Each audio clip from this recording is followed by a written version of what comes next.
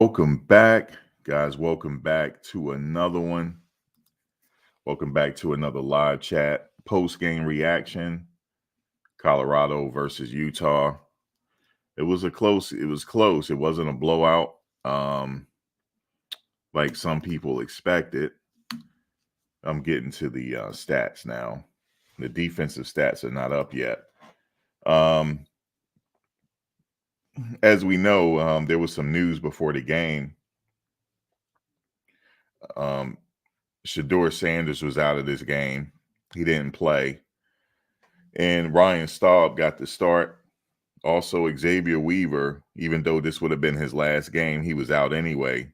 I think they said with the flu. And also, Trevor Woods was out. So we had a few people out of this game, and I think a couple of others. So we were short there in that department. But I thought Ryan Staub played. He did really well. I wasn't surprised, but he did really well. 17 for 24 attempts, 195 yards, 1 TD. Jimmy Horn had also Jimmy Horn passed for a TD, 30-yard to Dylan Edwards on that trick play. That was exciting. So in the passing department, Jimmy Horn name is listed as well. Savion Wilkerson had 7 carries for 32 yards. Anthony Hankerson had 5 carries for 16 yards. Dylan Edwards had 1 carry for 1 yard. Just not enough touches on the running backs, man. That's not enough. Travis Hunter had 8 receptions for 107 yards, 1 TD. He averaged 13.4 yards. Dylan Edwards at receiver, he had 4 receptions for 39 yards, 1 TD. That was the pass from Jimmy Horn. Michael Harrison had 2 receptions for 38 yards. Caleb Mathis got in. He had 2 receptions for 23 yards.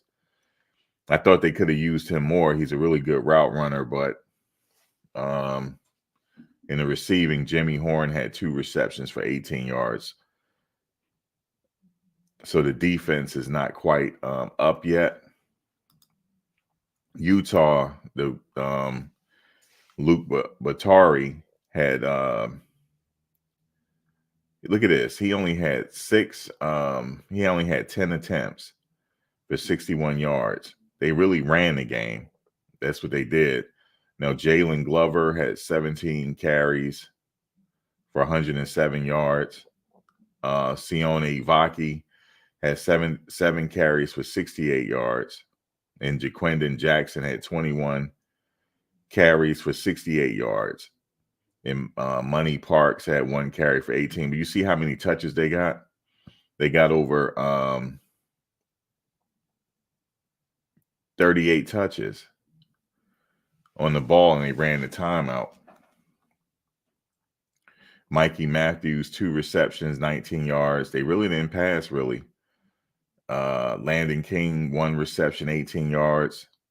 Luca Caldarella, 1 reception, 16 yards.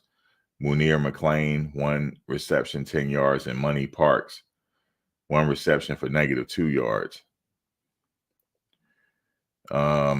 So, yeah, man, it was an old school running game that Utah, that was the plan for us. They figured we couldn't stop the run, and that's what they did. They went and exploited that area. But I am waiting for the post game. Let's see.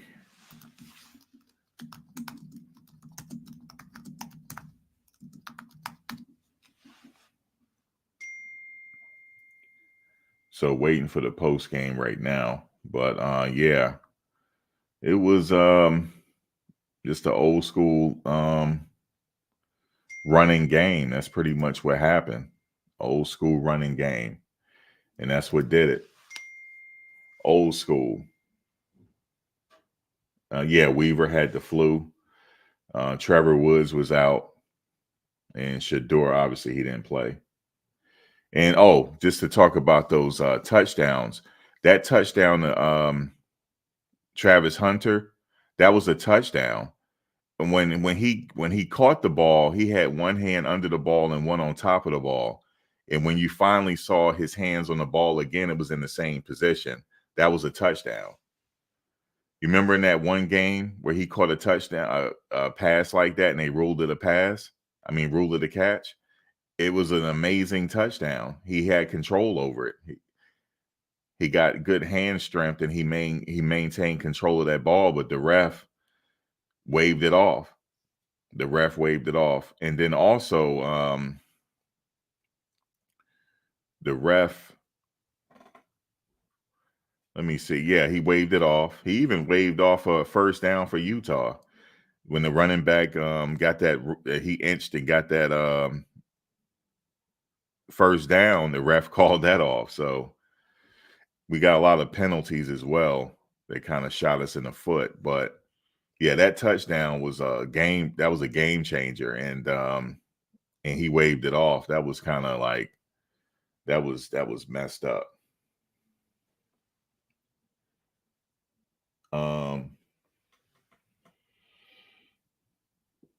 Yeah, and the block, you said the block was clean on Edwards.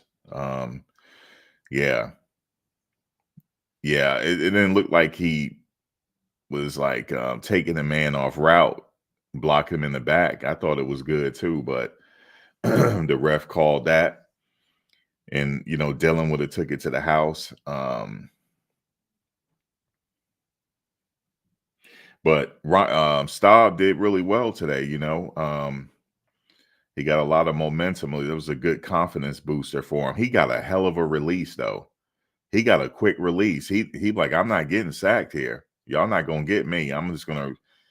I like how he rolled out of the pocket, used his athleticism. He had a hell of a release. It was accurate. That one pass he had to Jimmy Horn in the end zone, he was just a little bit off. He took a little bit off. It would have went right over Jimmy's shoulder, and he would have caught it. But still, and then he threw one to Travis eventually. But yeah, he got a very quick release. I thought they could have ran the ball a little bit more, but it is what it is now. But I must say though, I just wanted to say this. I really enjoyed this season. I really enjoyed following this team this season, and it's coming to an end now. But the season is over for them. But I really did enjoy following them this season. That's why it went by so fast for me, because I really, really, really enjoyed them. And I can't wait for the news in the offseason. It's going to be a lot of wheeling and dealing in the offseason. A lot of wheeling and dealing. I can see it on Coach Prime's face. There's going to be a lot of wheeling and dealing. I know he say he don't like to lure people in with money, but they getting ready to buy them some trenches. They getting ready to. They getting ready. They getting ready to beef it up. They got to figure out how to stop this run. It's a lot of things that they have to address. But one thing he said though, we know what we need. Now we got to go do all what we can to fix it. So that's how it is. The first season, the team was put together, and now he know what he has. Now he can add on to it to make this team even better. Going into his second season as head coach, Colorado. But all in all, it was still, they had some wins here this year too, on the field and off the field. Off the field, the ticket sales were through the roof. This game was sold out. The merch sales is up. They beat their rival this year. And they had a really exciting game against TCU. It's just really they got a lot to look forward to in the offseason. And then there's a lot of players that'll benefit from coming back in the offseason. And I'm waiting for Coach Prime reaction. But yeah, man, it was this was a hell of a season, man, because we followed it all the way through. But yeah, man, I heard Warren Sapp is coming, and he will definitely give the keys to the trenches. He's going to give them the keys to the success.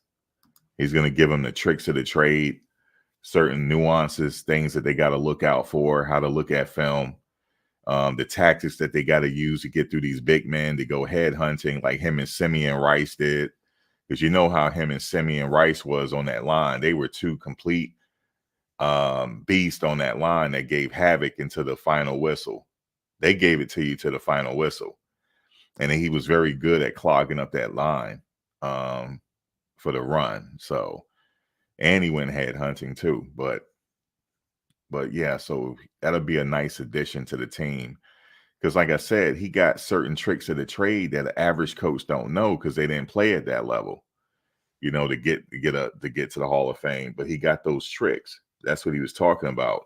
If you ever see him break down game film, you know what I'm talking about. He said, oh, the left tackle, he said, you can tell by his hands are one time he said you can tell by his hands are relaxed. You can tell it's a pass play. Or you can tell that the running back is not coming his way. Just certain nuances that he knows. And you only know that by experience.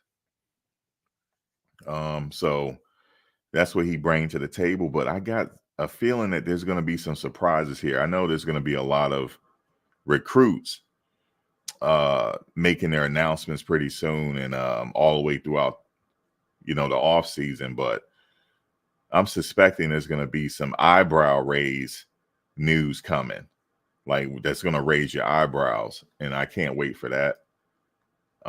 But yeah, man, he know what he need, and now it's just time to wheel and deal and see what they can do.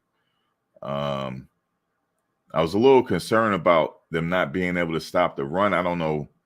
It's just the physicality on the line, or is it just, you know, the I don't know. But they you know, the coaches, that's what they're there to figure it out. But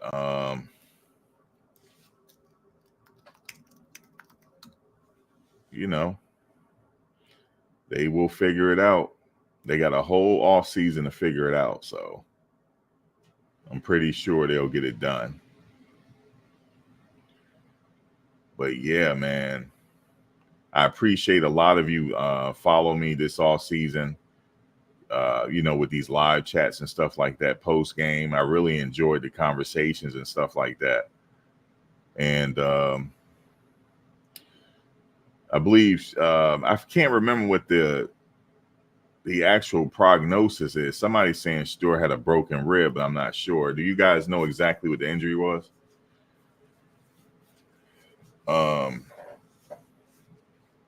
You said they won't wrap up, Corey.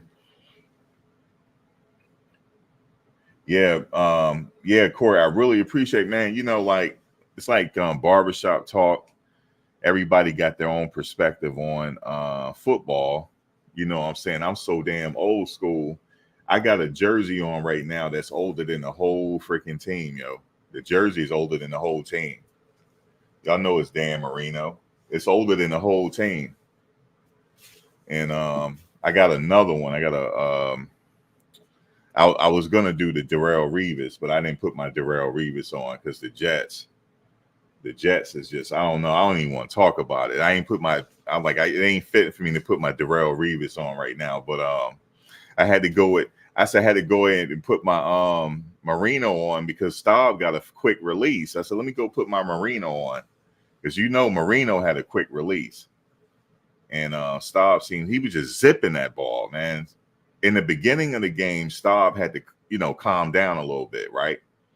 He just had to calm down a little bit because I said, okay, calm down, kid, calm down. He finally calmed down. He just started zipping it. And I'm sorry they couldn't get it to Travis earlier, though.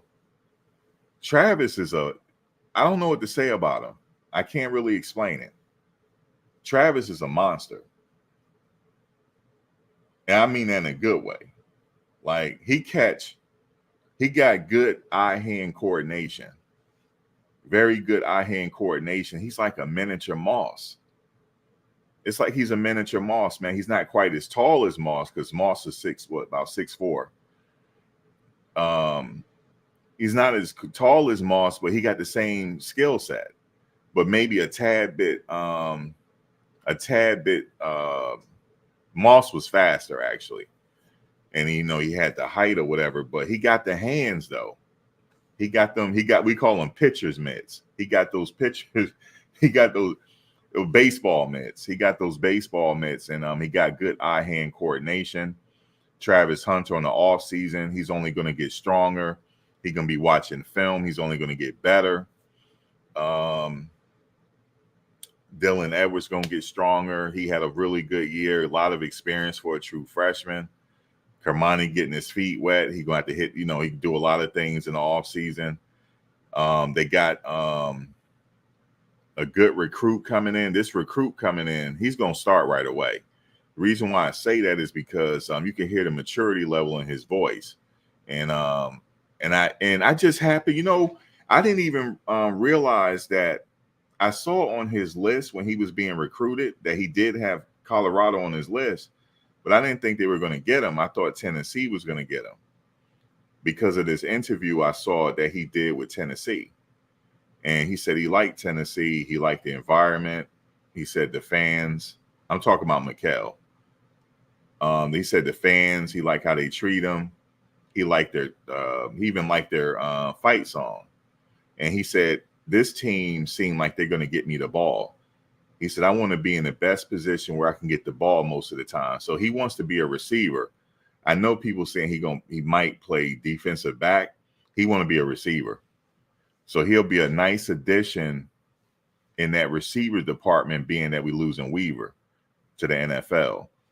And we may lose Jimmy too. I don't know yet. I don't know. I'm just thinking. I don't know from the outside in. I don't know.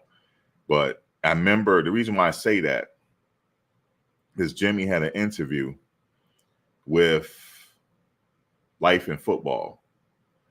And I remember him saying this in that interview. He said, if I'm guaranteed second or third round, I'm leaving. Well, Jimmy, you might get in that third round, but he will have to call around. That's, he got the advantage of having Coach Prime there because Coach Prime got some contacts in the NFL and he can call around and see where is he going to get drafted. Like, give me a definitive answer. And if they say, yeah, it looks like it's going to be the third round, coach, he might leave. So I'm sure he'll consult with his coaches in the off season, in the near off season to see what's happening with his draft. But if I see him at pro day, then we know. But if he comes back out, that'll be good too. And to go along with the freshmen come, but we don't know who else is coming too. A lot of other people coming. Let me see, where is Coach Prime at? Now, Shiloh had a little penalty at the end of the game. That was just frustration, man. He's a gamer. I know Coach Prime is going to have to probably talk him into staying. He's probably going to have to talk him into staying. He's ready to go now. He's ready to go to the NFL now. I don't know. You think, can Shiloh play cornerback? He remind me of like a little Ty Law. You remember how Ty Law was? Like a little bit. I see some similarities there to Ty Law, but maybe not Ty Law. It might be somebody else. If anybody can refresh I remember we were talking about it. He remind me of somebody. But he just got his own, like, maybe he will stay at the position he's in. I don't know. But he definitely have a shot this year. And I don't know, man. This is going to be his let's see. He got that extra because of the COVID year. Yeah, a lot of players are doing that. Cam Rising is coming back, so it's all good. If he come back, that's a plus because we can sure use him. But man, it sucks that Weaver, his last game was last week, and we're not going to see Weaver. But you said Shiloh ain't going nowhere. Yeah, he already said that. You said Shiloh too small for the NFL. Stop the cap. How old are you, Habibi? Because I'm going to name some players for you. How old are you?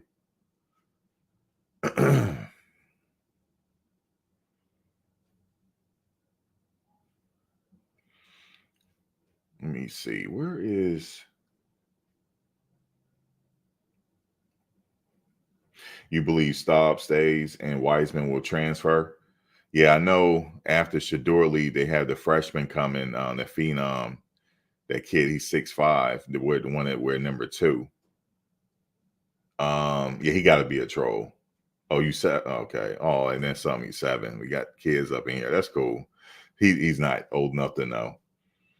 He said, I know he being a troll saying he's 7. But yeah, you're pretty much too young to know that we did have some safeties his size in the NFL that's in the Hall of Fame. So yeah, I don't even have to answer it. I'm talking about his skill set. He's ready. But he is coming back. He did say it. So, but I'm just saying he's ready to go now if he wanted to. But next year is next year. But I'll be glad to see him back though. You know, I'm glad he pretty much, he had like that little injury this season, but he bounced back pretty well. He's a hard player, and that's all you can really ask in a person to play hard. So he did good. And he's like the quarterback on the defense in the secondary. He's calling the shot, so he's pretty knowledgeable of the game.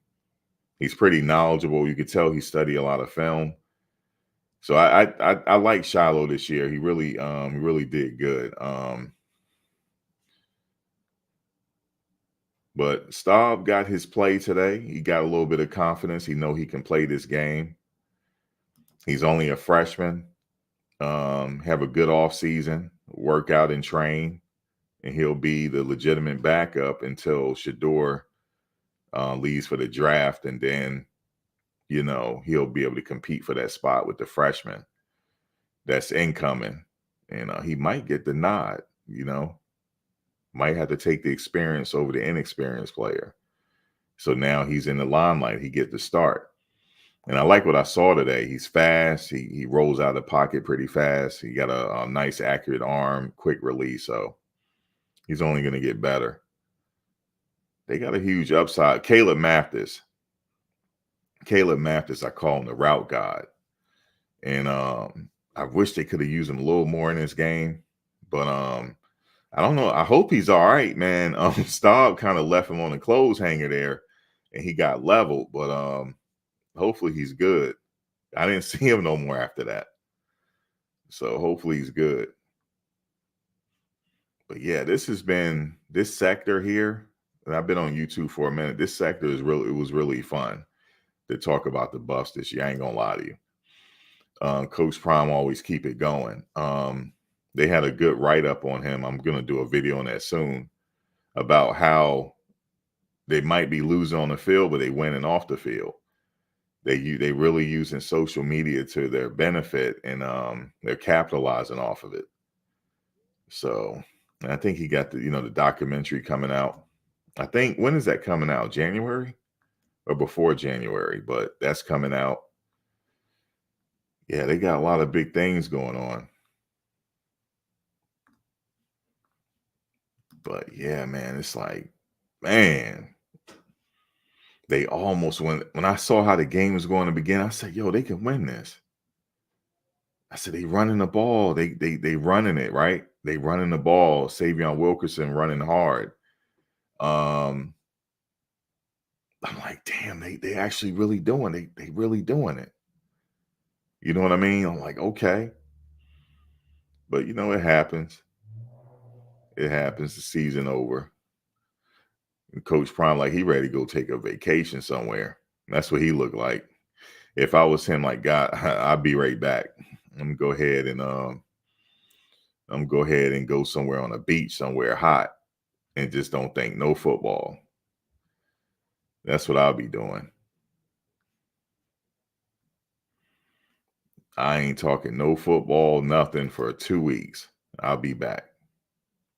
Or 3 weeks. Actually, no, that's too long because there's a lot going on. But That's what we got technology for. I don't have to be here.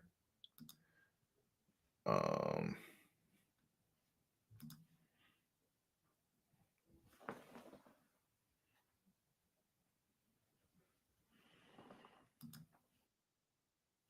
right, so here we got, let's look at this. We got Shane Coates and Ryan Staub.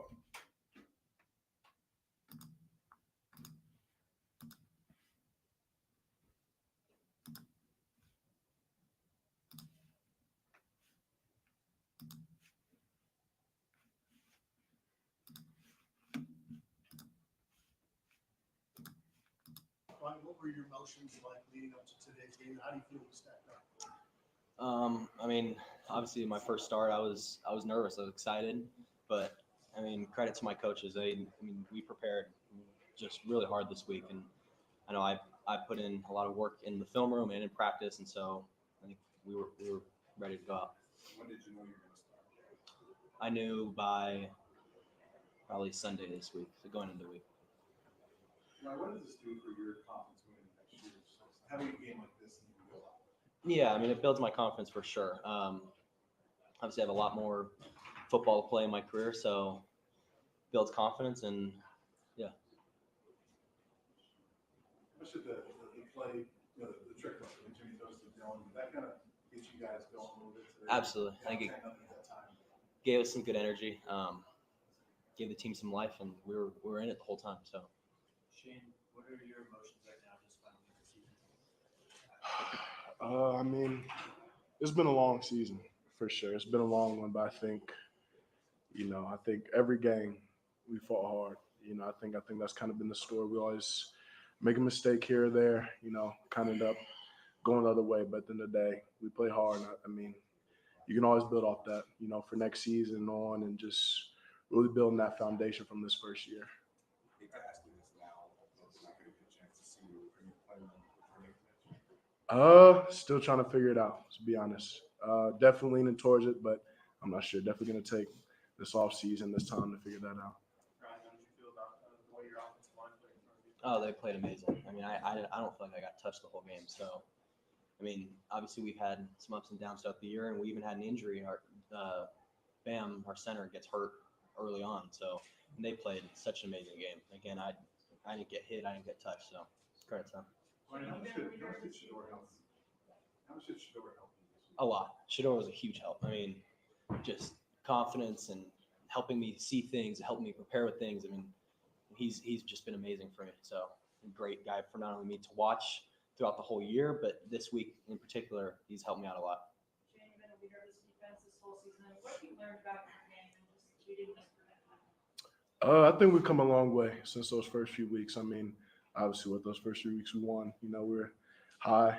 I think going to Oregon, USC, faced a lot of difficulties, especially at that Stanford game. I think taking that bye week and those practices and after that, I think we learned a lot, just how much better we could be and how much better we need to be. So I think this season was definitely a lot of growing. But I think, as we saw towards the end of this game and then many games this season, I mean, we play hard every single game, every single snap, no matter what it is, no matter what the situation is. And I'm just continuing to build off that. And that's credit to Coach Kelly, Coach Sal, Coach Williams, all those guys, and then also the players, how hard we play and how hard we work to be better.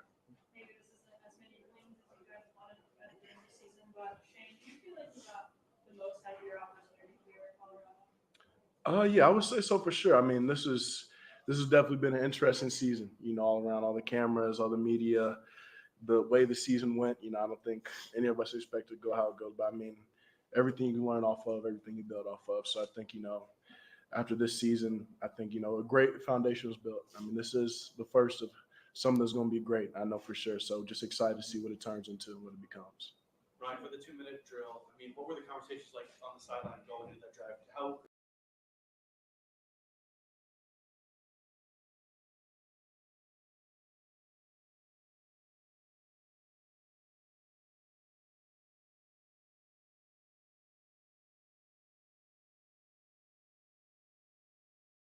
Sorry about that. Give me a second.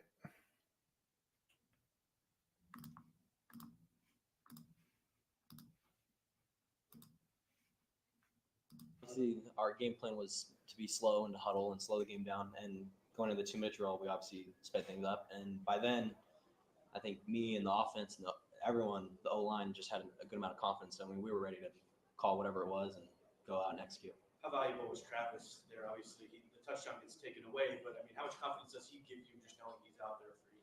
An insane amount of confidence. I mean, he's the best player in college football right now. So just, I mean, he's a safety net, but he's also a weapon at the same time. And so for me, having a guy like him in my first start, it's huge. So he played great. Ryan, with your connections, was that frustrating then? You see they got the ball, they run it out for 8 minutes, 9 minutes, on the second half, and you guys are able to counter. You didn't get a chance to get back. Yeah, I mean, it's obviously frustrating. And credit to them. They had a great game plan as well. So, I mean, we scored and left enough time, but they executed that last drive just really, really well. So credit to them. Shane, they had the ball for 2/3 of the game. Statistically, you held them down. I know their injury included as well. Defensively, you guys have some really good stops. Hey, real quick, I can see how jittery he is. He's excited. Like he know he had a good showing. And it like I could see the confidence just rising in him.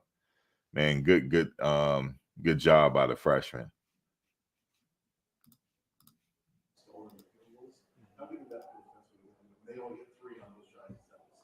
I mean, it feels good. I think it's that bend don't break mentality. I think that you have to adapt to when you're in that situation in the red zone, low area. And I think it's just good calls from Coach Kelly and then us just playing hard. This last game, give it all you got, every single thing you got. So just playing hard and knowing that we have to stop them and give the ball back to the offense. Shane, could you, I know it's been a really long season.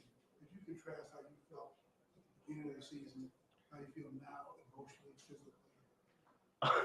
Definitely a little tired, a little beat up for sure. But I think, a lot of excitement obviously going to the season. I think, like I said earlier, what all this was, all the excitement, all the energy. I think, obviously season took a turn, but I think at the same time it was a lot of growing, a lot of adapting, a lot of understanding, a lot of just character building, not only for myself but the team as a whole. I mean, this is, like I said, the first of something that's going to be great. Like I know that for sure. So I think, going through the season, a lot of ups and downs, a lot of hills and peaks. But I think, at the end, we played hard. We had a lot of great stops, like we said earlier. And I think it's just something to understand we can build off this. So we can really be something great. He will I think he got another year of eligibility left. Now, Staub, you remember he's a freshman, so I know Coach Prime, I think we don't found something here. And Shedeur will be a senior next year. So he'll benefit by backing up Shedeur he's going to be the number 2 backup for sure now. He's the number 2 backup as of right now. He just played himself the number 2 backup to learn and get those heavy reps in practice during the next season.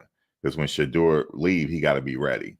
He'll be like the next. And then the incoming freshman that we got coming, the Phenom, they can kind of move him in slowly. They don't got to rush him in right away.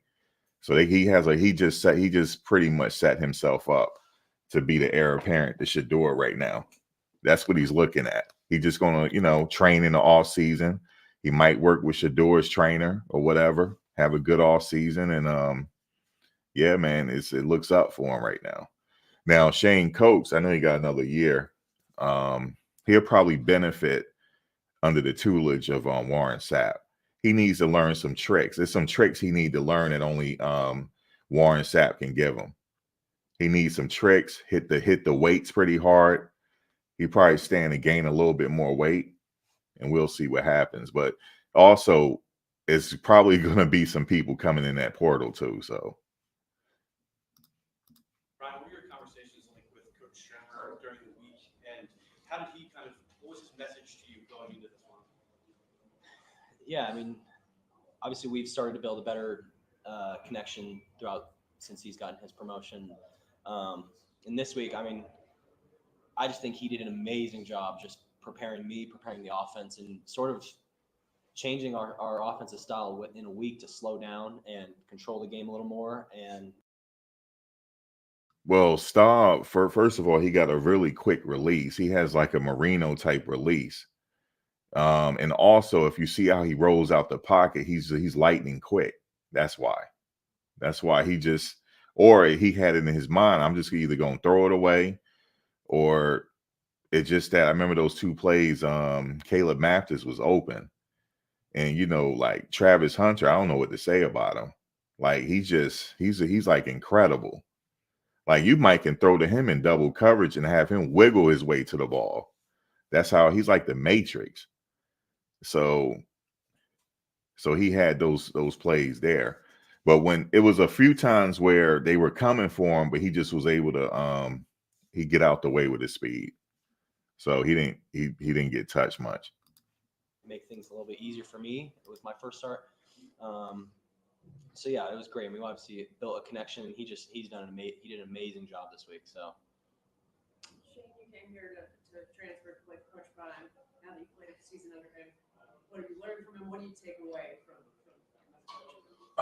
It's been interesting. I think definitely different from Dartmouth, but I think that's been the beauty of it. Just his energy, his passion that he's brought this season, and to the whole team, and just how much he puts in us and how much he wants us to be great and building off of that. So I think being under him, I've learned a lot. Not only from him, but all the people he's brought in, from Warren Sapp to Michael Irving, and just being around those guys and being around him. And I think the best thing about Coach Prime is just how high his expectations are for us. They're higher than what we set for ourselves. So I think, just understanding how much better he understands that we can be and how much better we know we need to be to reach those and exceed those expectations. Okay, last one. Go ahead, Brian.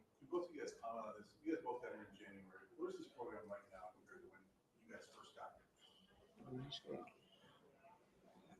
here? I mean, obviously, it's come a long way. The season, we started out hot, and it kind of didn't go the way we wanted. But I just think, like Shane said, I mean, there's been glimpses of hope throughout this whole entire season, and I think the foundation that Coach Prime's built here, I mean, it's on an upward trajectory. We're gonna be great. So, I think, yeah. Yeah, I say building off with stops. I think coming January, especially during that time, spring ball, a lot of uncertainties: who was going to be here, who was not, and then after that, going this summer, bringing all the new guys.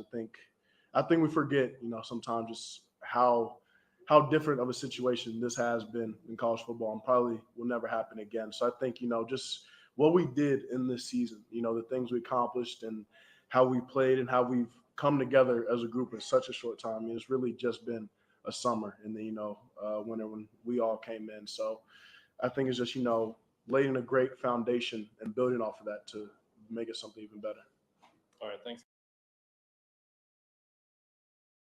Yeah, like he said, like this was not a normal circumstance because Coach Prime had no choice but to go out and get 70 new players. He had no choice. And he said this because the media keep leaving out this one fact. He didn't tell all those players to leave. They had some dogs that they had some potential dogs that left. That they had an offensive lineman that transferred in from Florida, but he left. He didn't tell him to leave. He just left, right? So he had to go out and get these players. And I think he said he only told about 20 that, look, we're going into a different direction. You might want to hit the portal and try to find out what works for you and, like that. He said it was only about 20 players, but the rest of them he had to go find. And he had to fill up his roster to make this a team. And he didn't have much time to do it leading into training camp. And also, remember, during the spring game, half the defensive line left. They were short on the defensive line during the spring game. They just all said, we're going to leave before the spring game. Like, we all just going to leave thinking it was going to hurt the team. So, he built the foundation. So, because all the teams that he played, they had years to build their roster. It takes a while. So, next year, you're going to see it improve a little bit more. And now that Warren Sapp is coming, people are going to be attracted in Florida to come play with him. So we just going to have to wait and see what they get. But Travis, you said a better receiver than DB. Travis is a monster. Like, the thing is, he wants to play both sides, so you got to let him do it. But, yeah, he can make some hell of a catches. I ain't going to lie to you. He's just he's an athlete. It's just he's one of a kind. So I'm glad we got him coming back next year. And I don't know if he's going to stay all the way to his senior year. I wish he would, but we just going to see what type of season he has. But let me tell you something. If they go out and add depth to that offensive line, they're getting ready to win. They're getting ready to win some ball games if they can add the depth to the offensive line. And obviously they need some trench work too, but they need to add depth there. It's a good foundation. I ain't gonna lie to you. It's really good, being that how he put it together. I'm like, damn, he didn't really have that much time. I could see if he didn't have that much time before training camp. And then they got to learn the playbook on top of it. So it was good. I mean, damn, they were close with Utah, so they don't got to hang their heads down on this season. And they got a huge upside to being there, because guess what? They're not even bowl eligible, and they're still going to be the talk of the town every day in the news. They're going to be the talk of the town. Next year, they're going to sell out every stadium, and they're going to be the talk of the town again. So it's a hot place to be. So it might attract some people to come, But I'm curious to see if they're going to get some experienced players to jump on that roster. That's really going to turn heads if they can do that. So we going to see. But they're going to be looking to do it, though. But I don't know. Like Travis,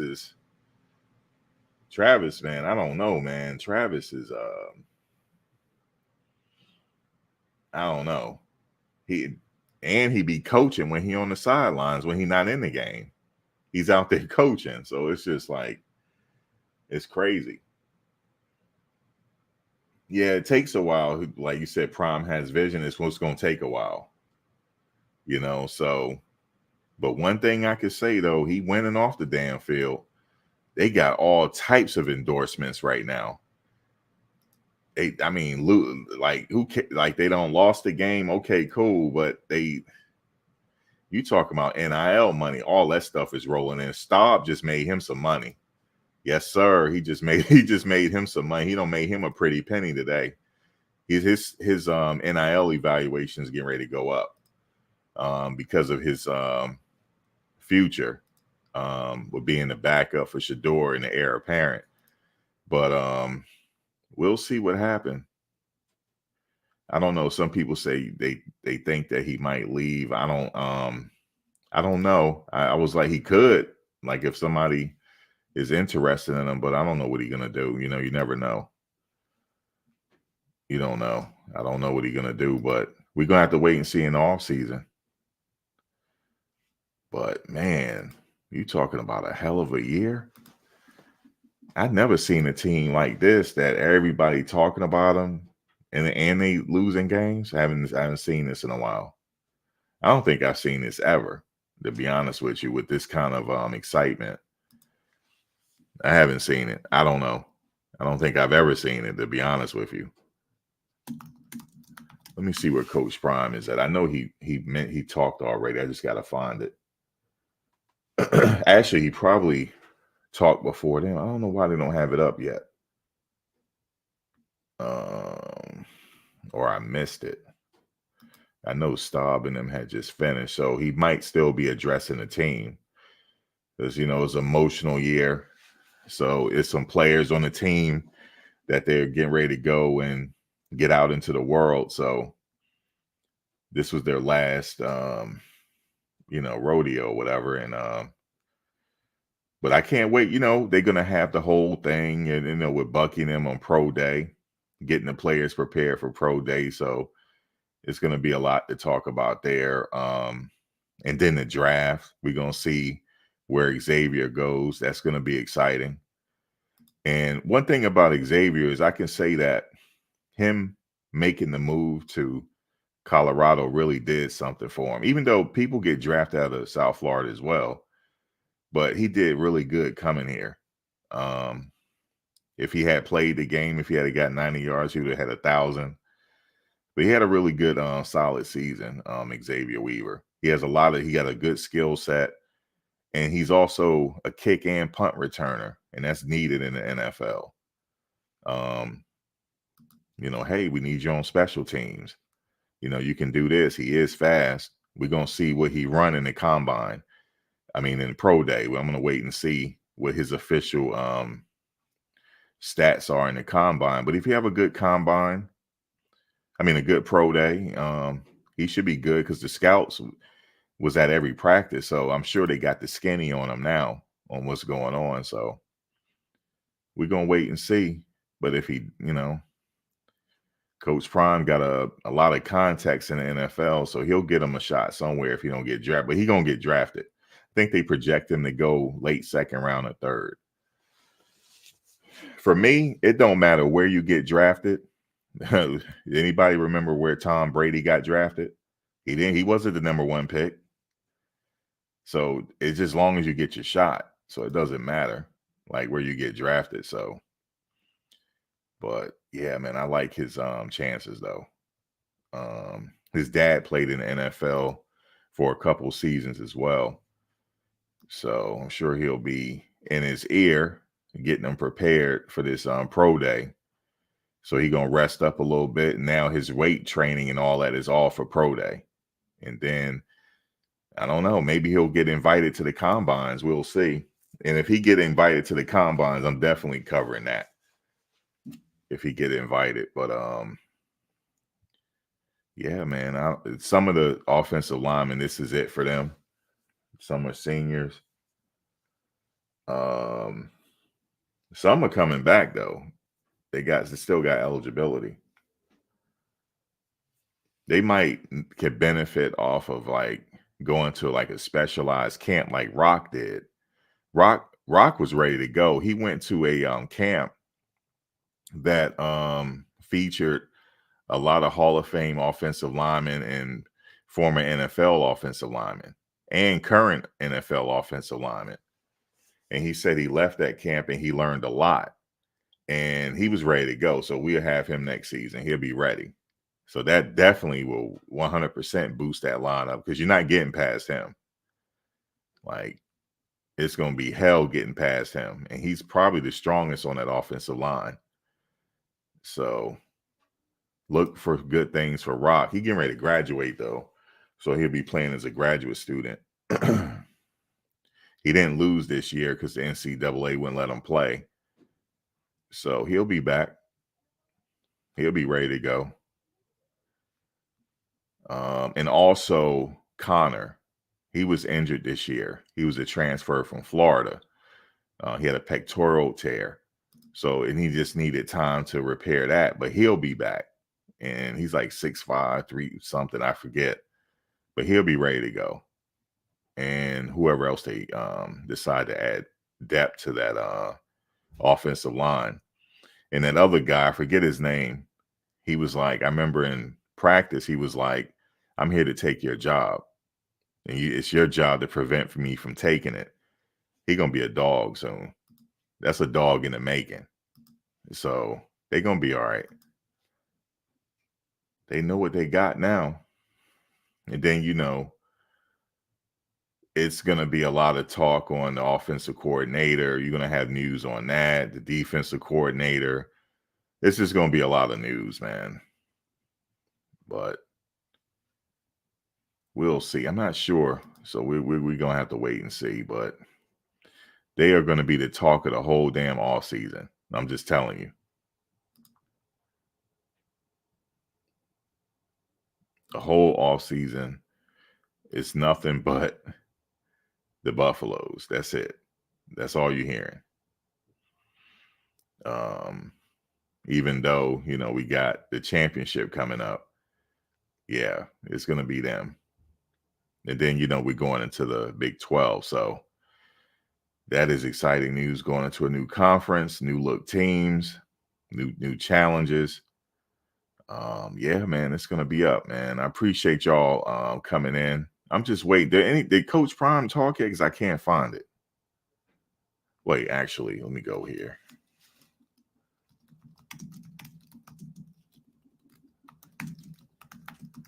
He probably still addressing the team. It probably took a while. Oh, wait a minute. This is damn, it didn't even last that long. Let me find another one. Yeah, he did talk. Let me see something. Let me go to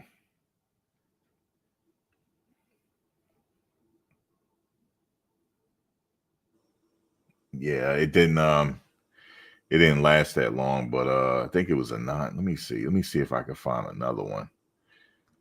A better one with a better angle. Yeah, let me do that.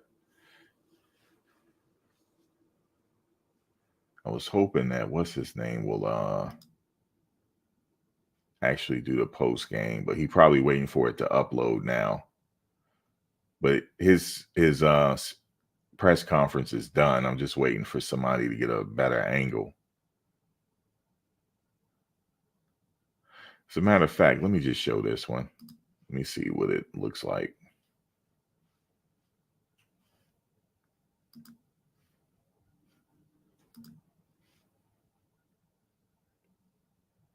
Yeah, I'll just you know what? Oh, this is a short. Nah, not that one.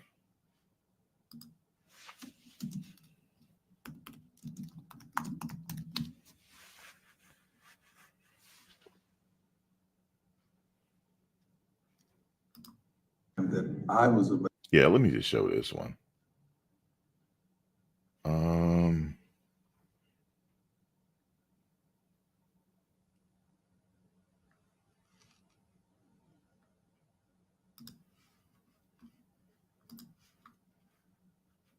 I was waiting for the other one though. Let me see if I can find the other one. He probably just waiting for it to upload, the one that the school does.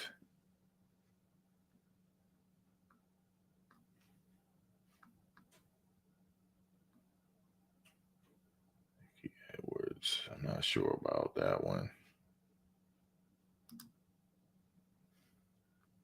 All right, let me see if she has it. Nope, she don't even have it yet.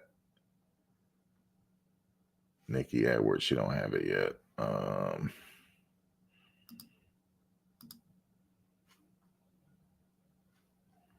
I guess I'm gonna have to use this one then.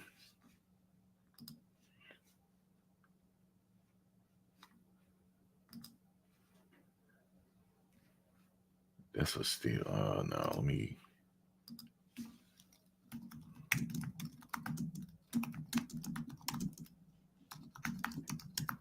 Postgame.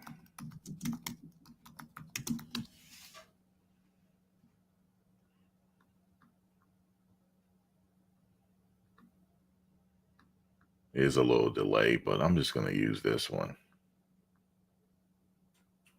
Yeah, why not? Let me just use this one.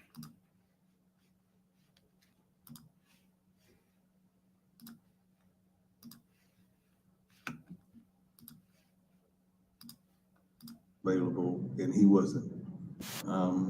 He played when I was in the hospital for. I was available, and he wasn't.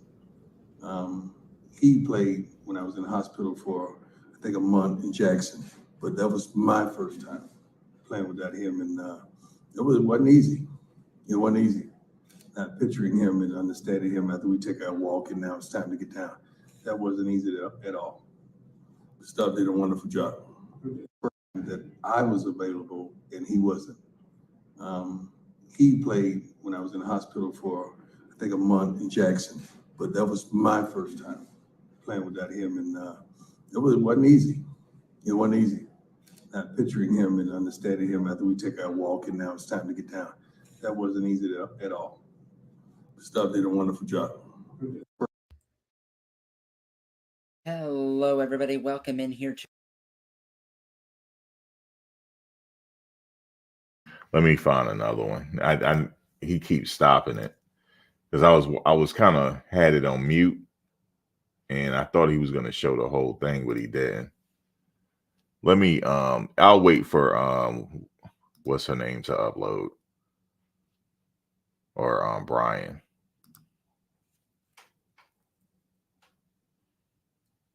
Here we go. Wait, is that it? Nope.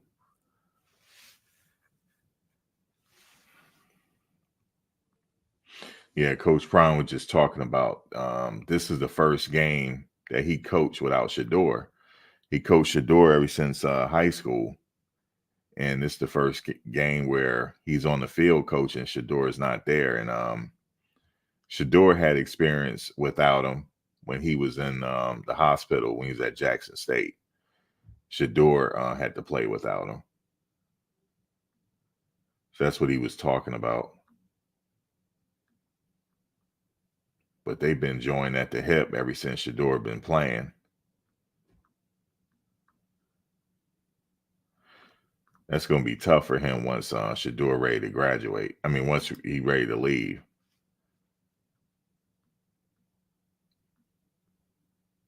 But they definitely have a very interesting story from high school. Because, you know, Coach Prime, he's in high school. He originally was when he started coaching them in high school, he was, I guess he was the head coach and defensive coordinator.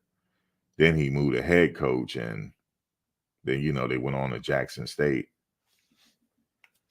So the first year that he was at Jackson State, it was, you know, obviously that was a COVID year. It was abbreviated, but, you know, the next year, then the year after that, leading up to Colorado, it's just been one thing. It's a hell of a story, man, for that documentary. And I'm sure, I can't wait for the documentary. It's going to be a lot of stuff that they had in this season that we didn't know about yet. So we're going to find that out in the documentary. I can't wait. I don't know when it's coming out, though. I think January.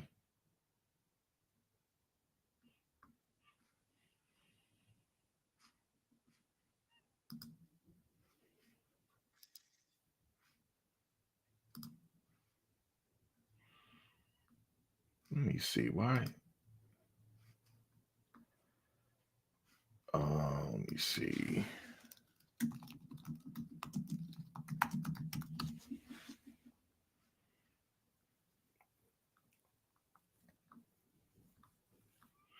Yeah, it's nothing yet. I guess I'll wait till they upload it, I guess. Thought it'll be up by now. I'll check one more spot. You can just go to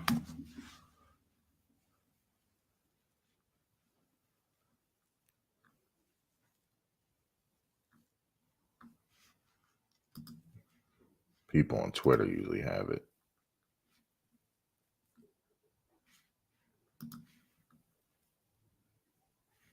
Look, they trending all over Twitter. Look, check this out on Twitter.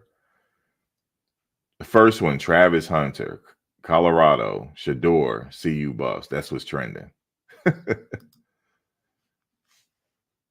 Craziness.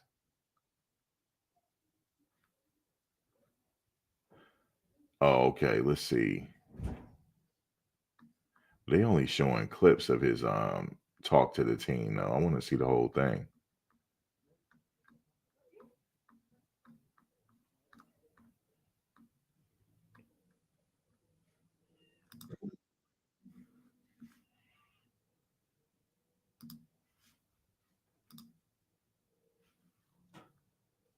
That was after the game. Okay. Let's see what he's saying here. This is only like 50 seconds, though. Hey, man. You guys played your butt off. You fought hard to the very darn end, and I'm proud of you.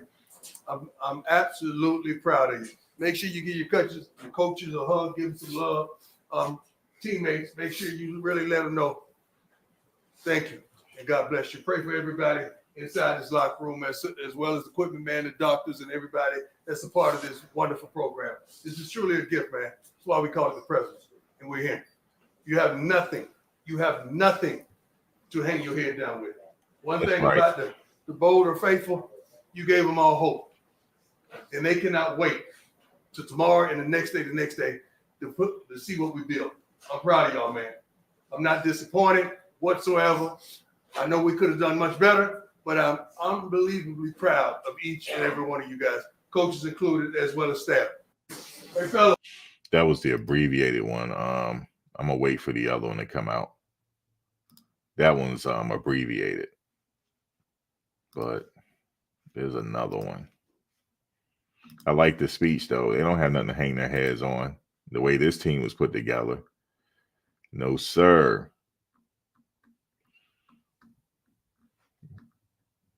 Yeah, it was definitely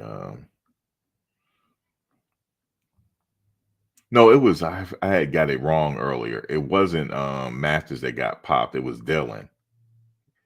When Staub threw that slant and the defender was right there, Dylan got popped. So I hope Dylan's all right. God, he took a hit. That's a tough kid, though.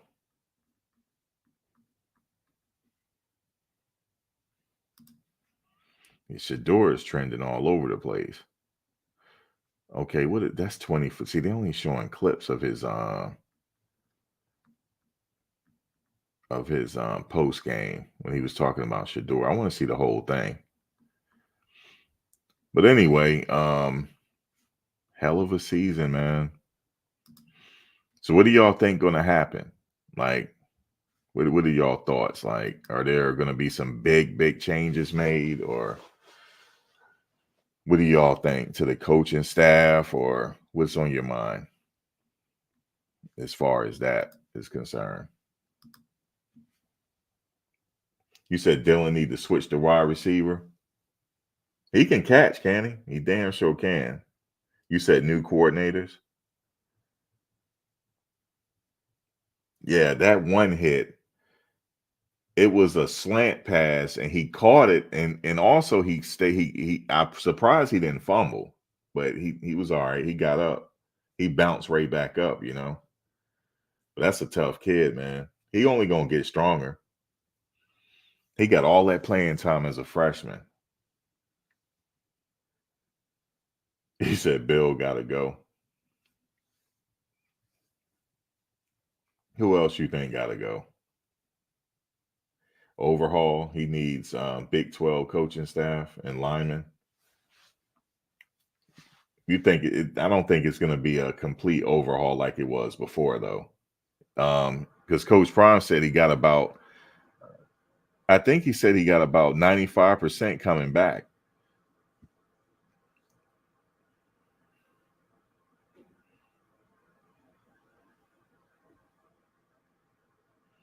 So you say you appreciate the loyalty. Let me highlight it.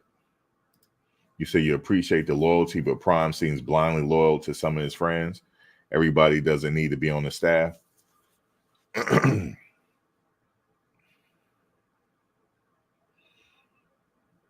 You said all of Ohio got to go.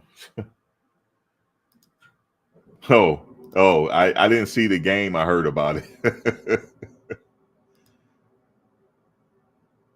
You're talking about Ohio State, Michigan, right? Oh, like how they using McCaffrey, run past special teams.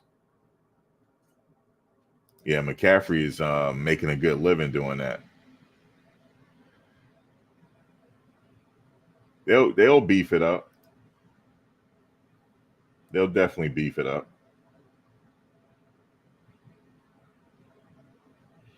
Love said Prime need more loyalty. Tackling basics, complete. That's where, like I said, that off season, they'll I don't know how they're gonna work it. I know they have spring. They have spring session 1 and 2, summer session 1. Well, spring session 1, then they have a break. Spring session 2, they have a slight break. Summer session 1, summer session 2, training camp. He was wasn't he the off OC at Jackson State, or I'm thinking of somebody else. He can't. Wasn't he at Jackson State? Yeah, it was not built in one day.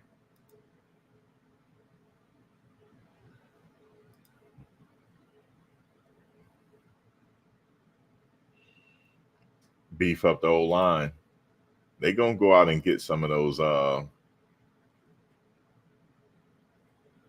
Yeah, I plan to. This year I waited too late because all the games were sold out. And then if you get the tickets on the secondary, the highest I seen it was like I wanted to get like really close. It was like 900 and something.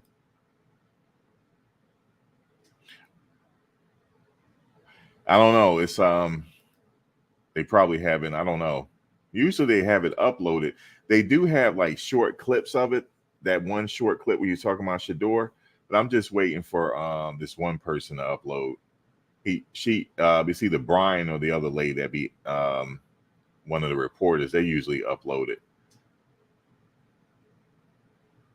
Yeah, Sapp will add some knowledge to those tackles and everything, the science of it.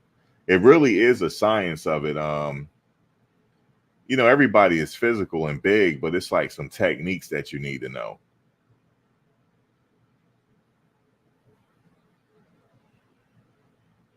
No, he gonna unlock it. It's a lot of promise in him, huh? Brandon Davis Swain. He looked the part too. I ain't gonna lie to you.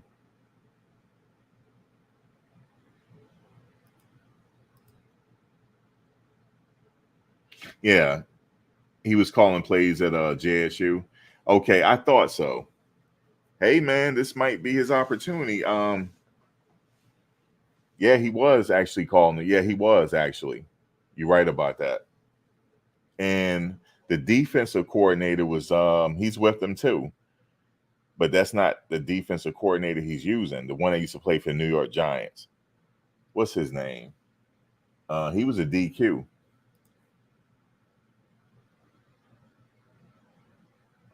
I don't know if he really want to be the DQ here. I don't know, but he was at Jackson State. You said Willie Gaines going to get cut off the team. I didn't see him today. Did you?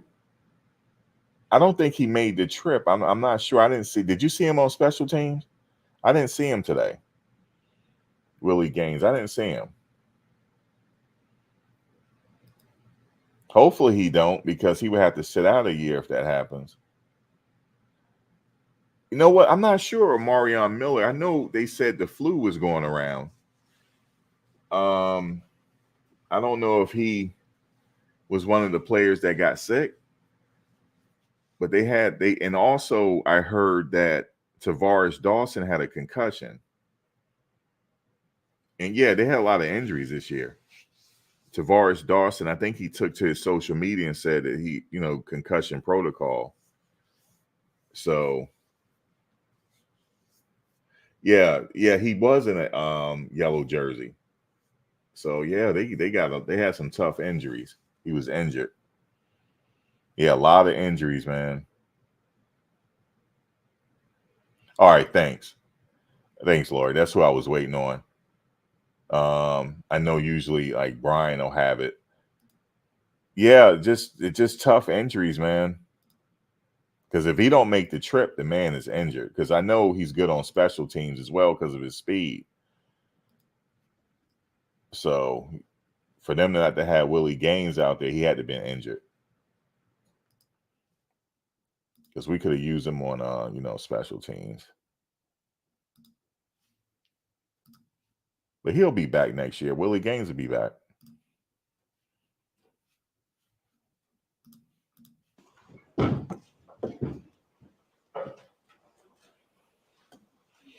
I like the coat.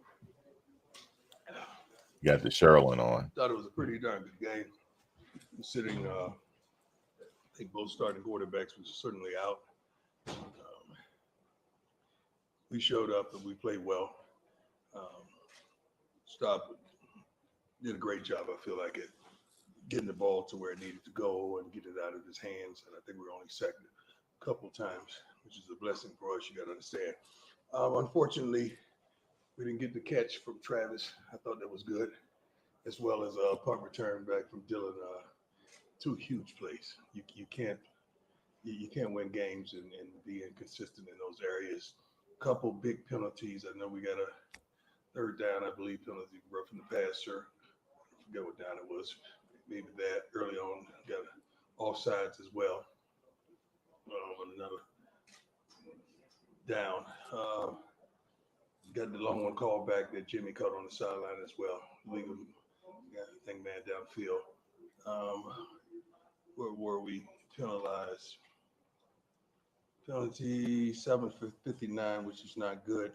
They ate up the clock. It was our thought process that we can control the clock and keep them off the field. They kept the ball for almost 40 minutes, which is astounding. Well coached, executed well. They ran the ball down our third throats. They won. They did a great job. On to the next. Thank God we got out of there. Maybe one injury, I believe, from our center. Other than that, I think we got out of there pretty uninjured. But it's time to start projecting and start thinking about tomorrow already. Let's go. With that being in mind, what is Shador's injury? Will he have to have a procedure? Shador's hurt. Will he have to have a procedure? I don't know about a procedure. Shador's been hurting for a while, and just prolonging that. I think you understand what time it is, and ironically, that was my first time playing without my son, Shador. I played with that Shiloh a few times because he went on to South Carolina, but that was my first time that I was available and he wasn't. He played when I was in the hospital for, I think, a month in Jackson, but that was my first time playing without him, and it wasn't easy. It wasn't easy.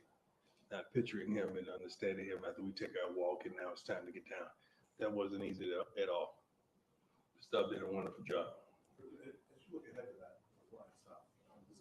does the way he played today give you confidence that he can be a number 2 quarterback? I don't think it stops dreaming to be a number 2 quarterback. Right. I don't think it's a man's dream to be number 2 at nothing, unless that's the jersey number. So I'm not going to forecast that on Mr. Sapp. I think that after his performance today, he wants to play somewhere, whether it's here or somewhere else. He wants to. You see how Prime keep it real? You see how he that kid wants to play somewhere. He said, I could see, he probably saying that I could see that kid going somewhere and play. I said that too. So you just got to wait and see what he do, this decision he make in the offseason. To play. He proved that he could play. Proud of him. I'm really proud of him. Defensively, it's hard to prepare for a fifth-string quarterback. How much do you know? You don't prepare for the string of the quarterback. You prepare for the team. How much do you feel like yourself and Sapp knew about what Utah was going to do before this game? Anybody with a darn football mind know they're going to try to run the darn ball. What else they going to try to do? What else are they going to try to do? Just throw it around 40 times? That's not who they are. They're a physical, tough, hard-nosed team that runs right at you, and that's what they did. That's why I adore the darn coach. It ain't hard to figure him out. You know he's coming right at you. Coach, many times after these tough losses this season, you talked about how you haven't seen quit in your team. Yeah. As you go into the offseason, is that one of the key positives that you kind of take from this season? Yeah, you try to grasp onto anything positive that you can. And the way they fought, and you look at certain positions, you go segment by segment and see what you have in the kennel. And trust me, we're in the process of, this is Coach Ray, this is his time, this is his moment, this is where he excels. This is where the scouting department, Corey, this is where they start doing their thing. We already know what's going to come probably in the next few days to a week and a half. We already know what's going to transpire. You guys you're going to be pleased with what's coming. I promise you that. But everything you see that we have a lack thereof, a deficit, we're going to feel that need. What percentage of those additions this offseason do you expect to come from the transfer portal? A plethora. We want to win now, right? Yeah. I don't mind putting the high school kids in the microwave and letting them warm up a little bit. I don't mind that. But you got to understand what you really get out of that. Like how many, I think Dylan, 14, I'm sorry, I call numbers all the time. Y'all know that.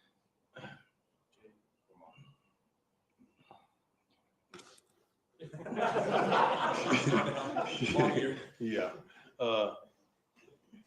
But you're looking to do some things right now, like, well, what we need for Shador is we know where to find it. It ain't hard to find.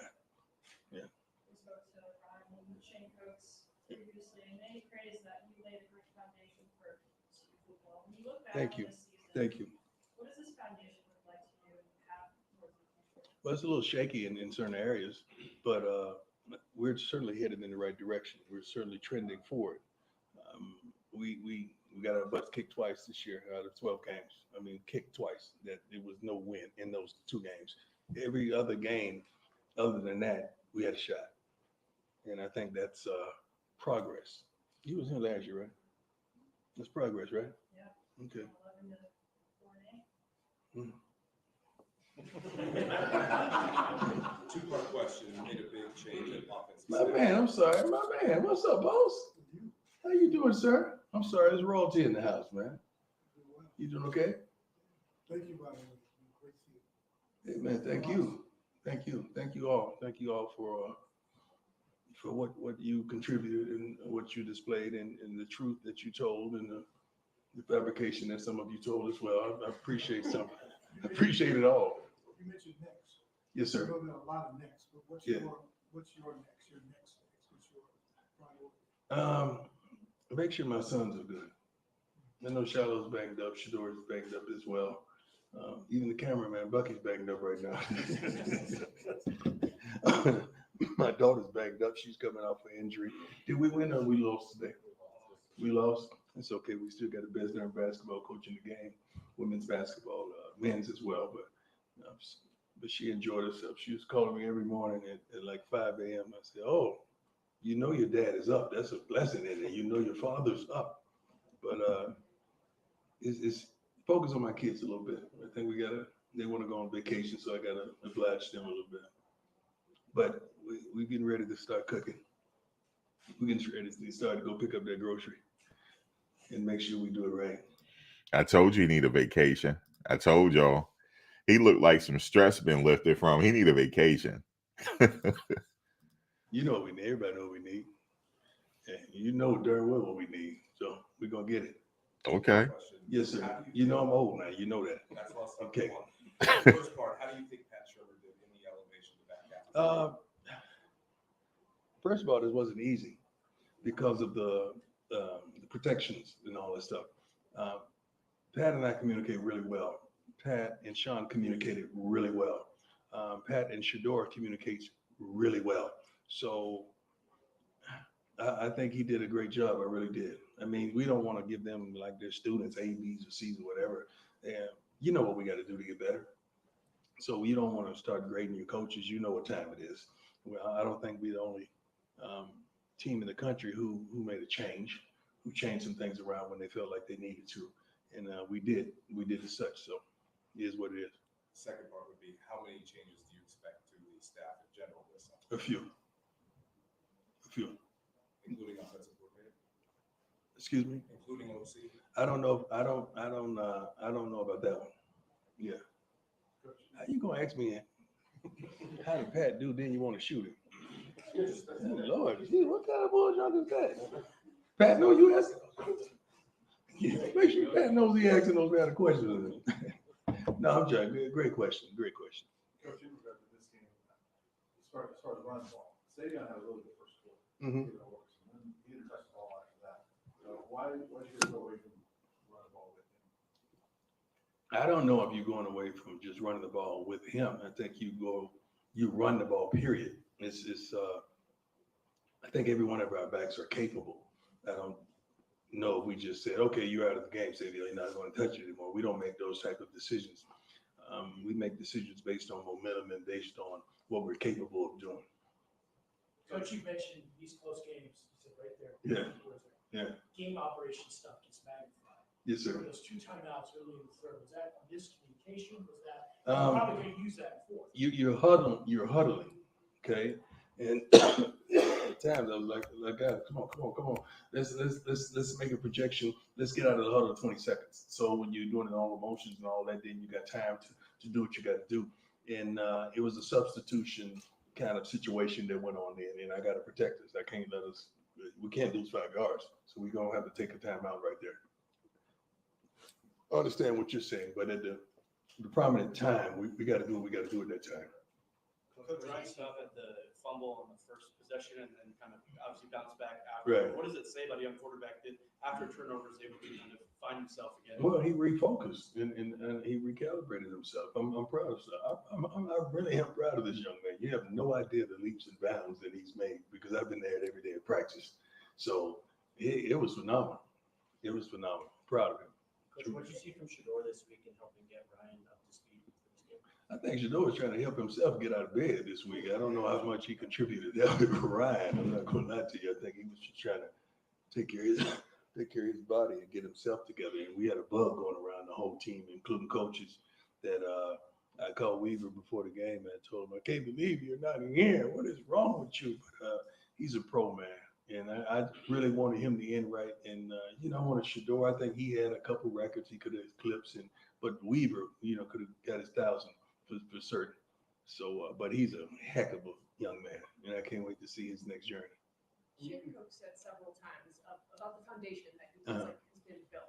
Can you describe in your mind what foundation has been built this season? Understanding what we're capable of and what it takes to get to that level of consistency, of practice habits, of study habits, of holding one another accountable, me not having to do all the yelling, the coaches taking a part in that as well.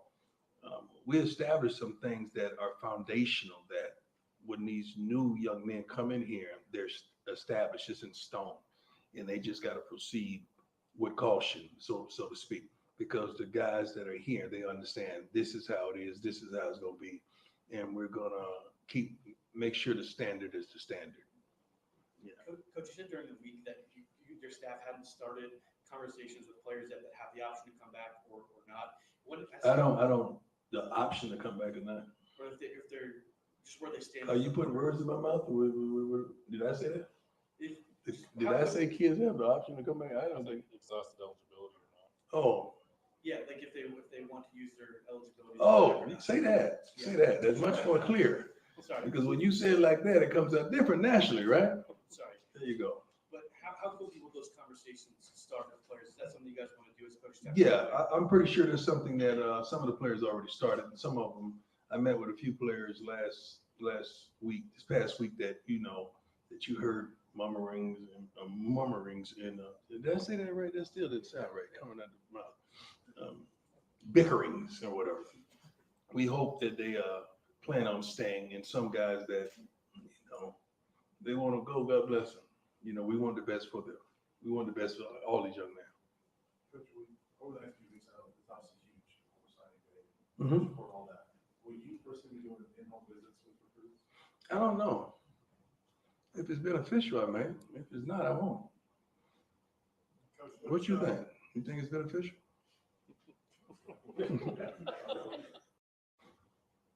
What you think? You think it's beneficial?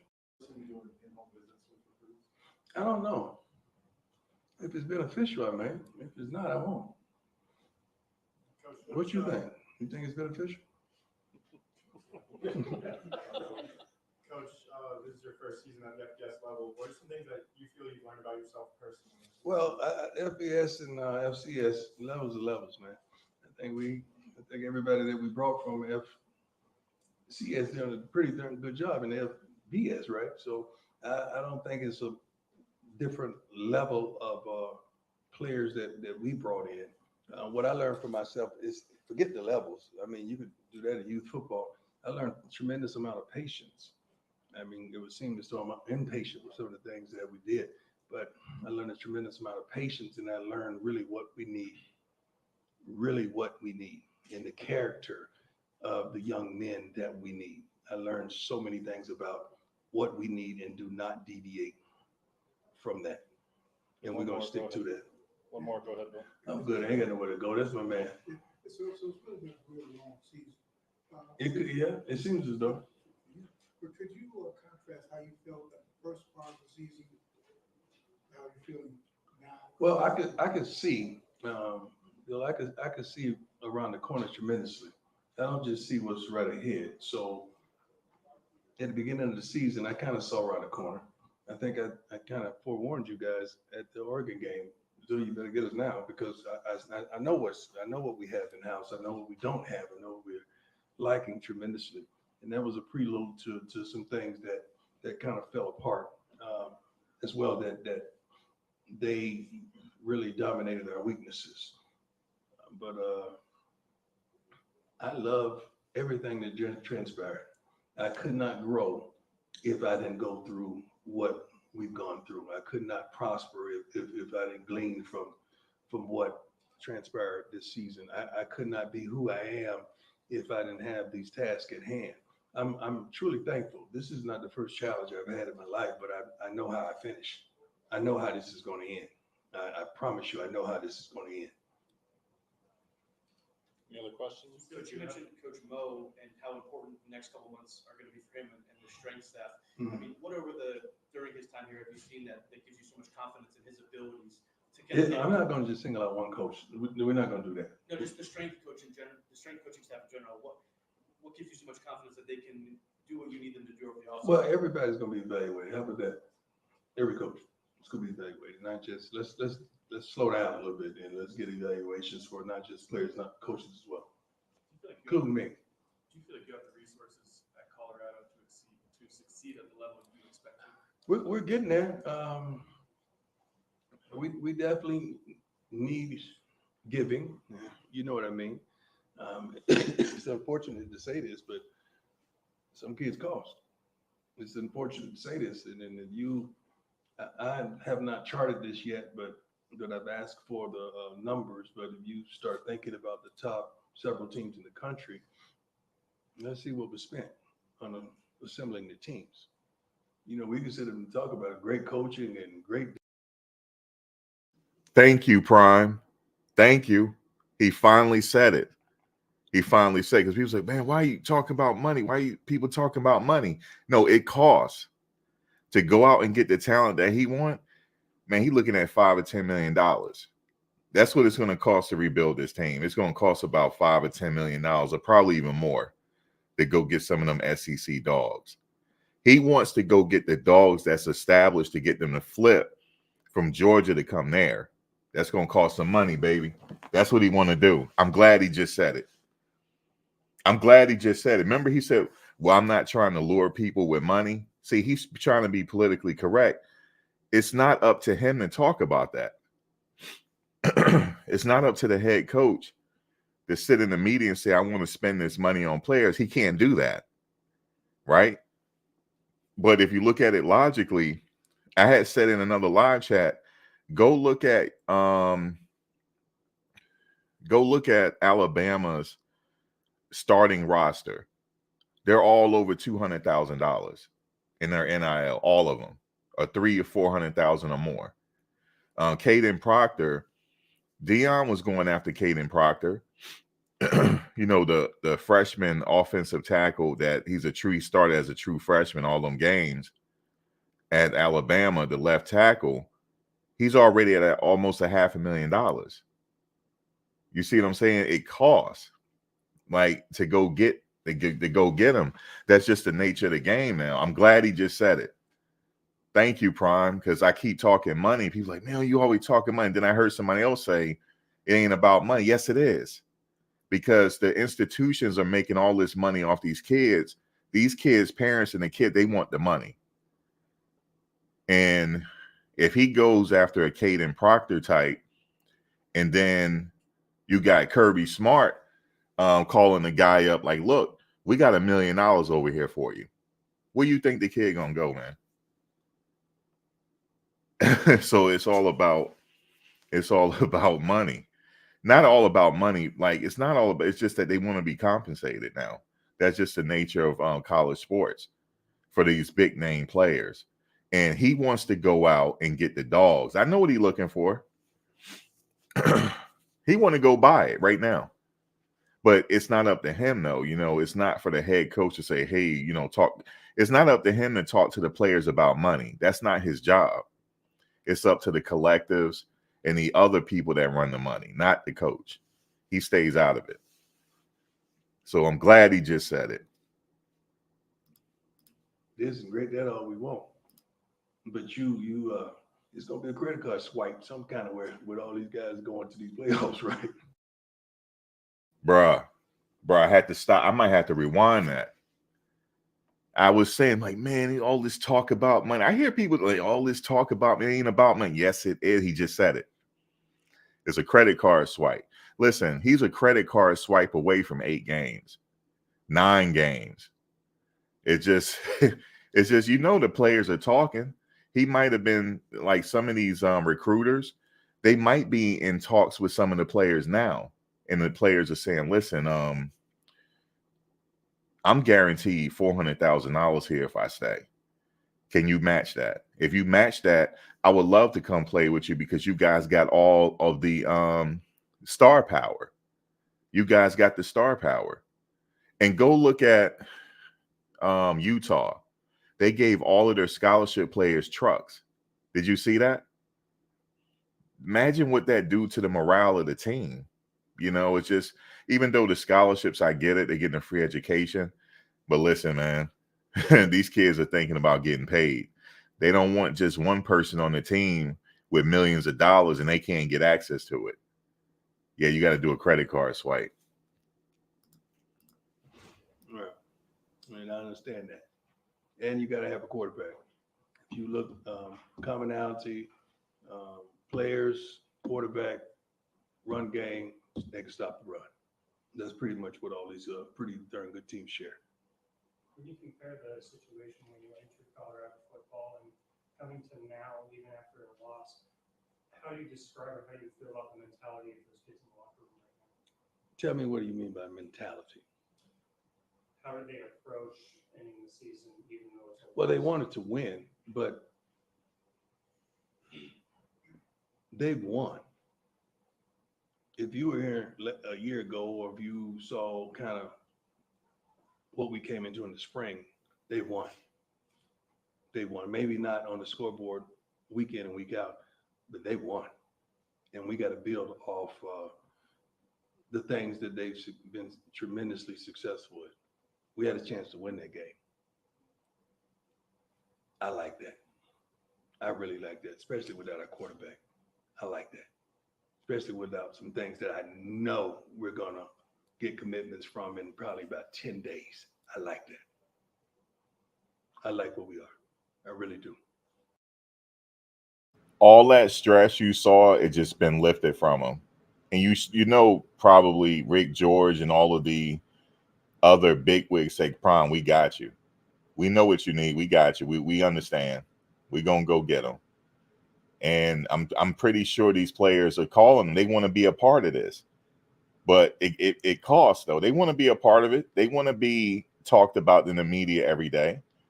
All right, perfect example on the team, Mikey. Right, go look at his NIL evaluation. His money is going up. Why? Because he made a lot of key catches this year. So you want to keep that caliber of player there to develop him. You don't want Mikey to leave. You want him to stay. So you have to show him something just for him to stay. And Staub, oh man, Staub, he just made a couple $100,000 tonight. It's going to be courtesy in his bank account probably by Monday. That's how serious this NIL thing now is. It's serious. Like, look, son, you're a bona fide backup heir apparent. If you decide to stay, we can talk some finances with you. This being the last Pac-12 game in UC football history, how was your experience in year one of the Pac-12, and what message would you have for the Big 12 next year? I don't give messages, but the Pac-12 was tremendous. I think the thing that people underestimated about the Pac-12 is if you have a good quarterback, you got a chance. And I don't know too many Pac-12 teams that don't feature a darn good quarterback. And oftentimes a team that can run the football.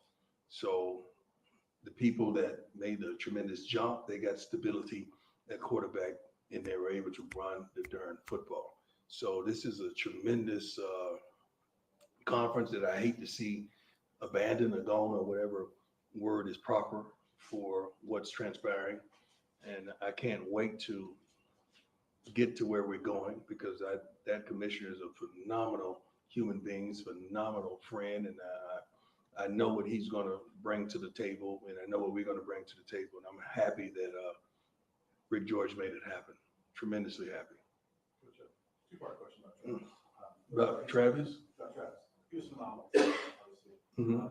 How big of a resource do you think he was for Ryan today? Helping him stop? Travis is a resource for anybody, man. Travis is Travis. I don't even think Travis practiced this whole week. He was sick the whole week, but that's what you get. And the second part is, with this season now over, how much do you think he developed and kind of learned from his experience? He's learned Being it. a two-way player. Well, Travis always been a I know, two-way like, player. going through his first college football season, full college football season like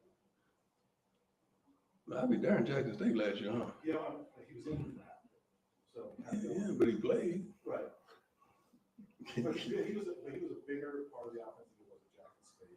No, I was there. I was there. Well, numbers wise, he was certainly a bit. Well, he played more, but when it was time for those big games, he was there and he contributed quite a bit. Travis is Travis. You don't have to blow his whistle, man. He is who he is. I wish we could have got that touchdown and go to the end zone. You spoke about running the ball. How big of an emphasis is that moving into the next year? That's number 1A and 1B. Running the football, stopping the run. That's vital. 1A and 1B. I don't know which one is which. Coach, maybe a bit of an offbeat question, but you guys use 3 different kickers pretty consistently this season. Do you foresee any? You mean a kickoff guy, a field goal guy, and a punt guy? Pretty much that. Yeah. Do you see any stability for that position? Maybe get one guy who can do all things? I don't think they make those guys anymore, do they? They don't. I don't think they make it. I think we got the best punter in the country. Mata is Mata. We got to get more consistency in the kickoff. That's one thing we got to do. We got to make sure we take care of that.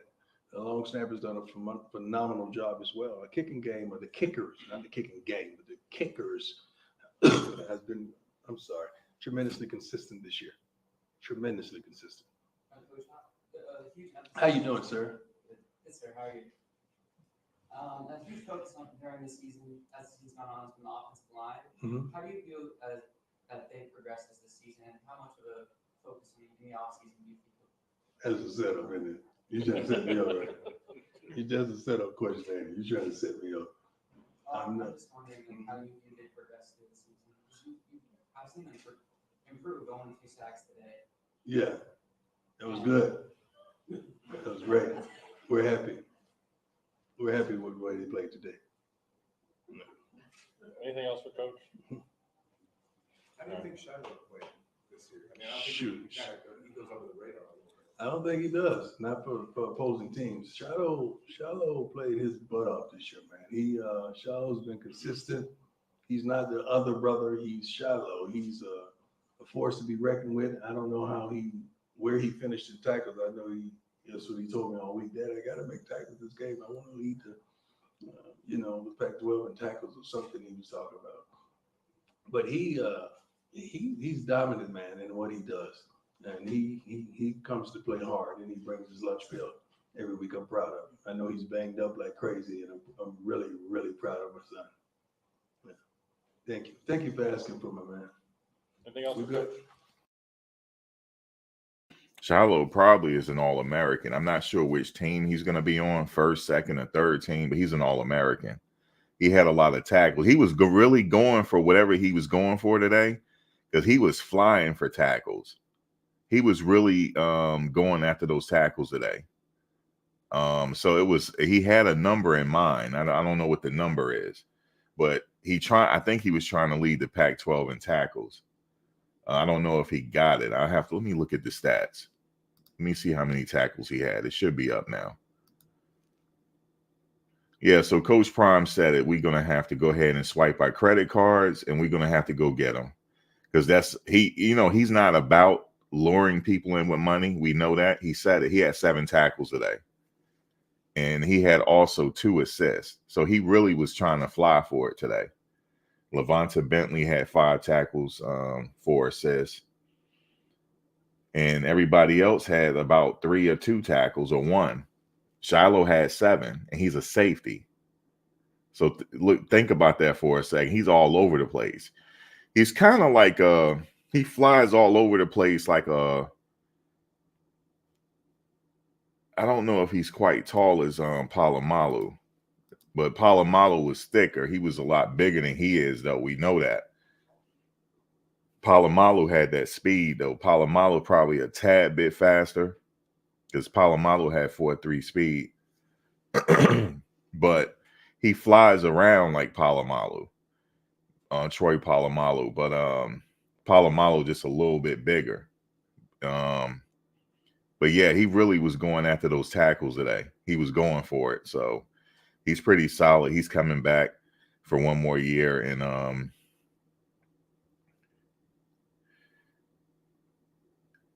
you said Lynch on Tampa. You talking about the old Lynch? Yeah. Yeah, they getting ready to go pay for some steppers. That's what they getting ready to do. They got some steppers on the team. They need some more. So that's what they're going to get. Like another Ed Reed, right? Something like that. I could see that. Because they're about the same height. Ed Reed was like, I don't know, man. Ed Reed was Ed Reed. That was like he's like the gold standard. Like he's like an old school, like 70s type of player. He's like old school. But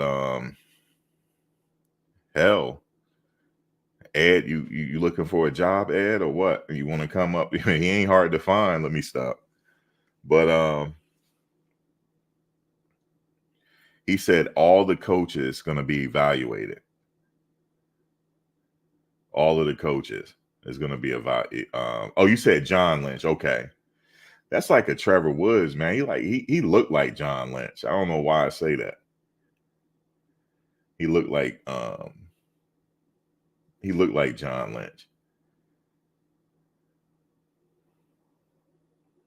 Yeah, he was all smiles. He ready to go on a vacation and let the money handle it. That's what he getting ready to do. Let me go on vacation, which will probably be a short vacation, but he'll go on vacation nonetheless. And yeah. And that's what they're going to do. They're going to address both sides of the trenches. They need the depth, you know. They're going to go pay for it. And I think a lot of some people, I don't know. He said something like, "What do you think?" I don't know. They were talking about, are you letting people go? I don't know what he meant by that. He said he had some conversations with people, but we'll see. We'll wait and hear the news. Let's see what happens. But I suspect a lot is going to be staying. Warren Sapp coming in, and you know Warren, he need those. Yeah, I don't know. We'll see. You said Shiloh's like a Ryan Clark. Somebody else said that. I agree with that too. Like a Ryan Clark type safety, undersized but fearless. Yeah, Shiloh is a little bit small. He's not like a. He's not like a. Like Troy Polamalu was big, but he was fast with it too. He's not like that. He's not like a Atwater. Yeah, I could see that. Like a Ryan Clark. Yeah, you're right about that. Ryan Clark was undersized. Like a Bob. You know who remind me of Bob Sanders? I don't know, maybe it's because of his hair, but Silman Craig. That's Bob Sanders. But I could see like Shiloh too. But Bob was bigger though. he probably was about the same height, but he was a little bigger. The Colts, right? Bob Sanders. Yeah, he was pretty damn good, man. I wonder if he ain't coaching. A lot of these people should be coaching, man. Like we could use like a Bob Sanders like as a safeties coach. You know, some of these people should be coaching, but a lot of them don't want to coach. That's the thing. I'm surprised Sapp is doing it. And Sapp said the reason why he's doing it is because when he was there the last time, he was having treatment on his back. And I think it was his hip, either his hip or his back. He was in the hot tub, and the players came in, and they were picking his brain. And he said he could tell they needed him. And he could tell that they want the keys, they want the technique. He could tell. He was like, Coach, I'm coming back. They want me here.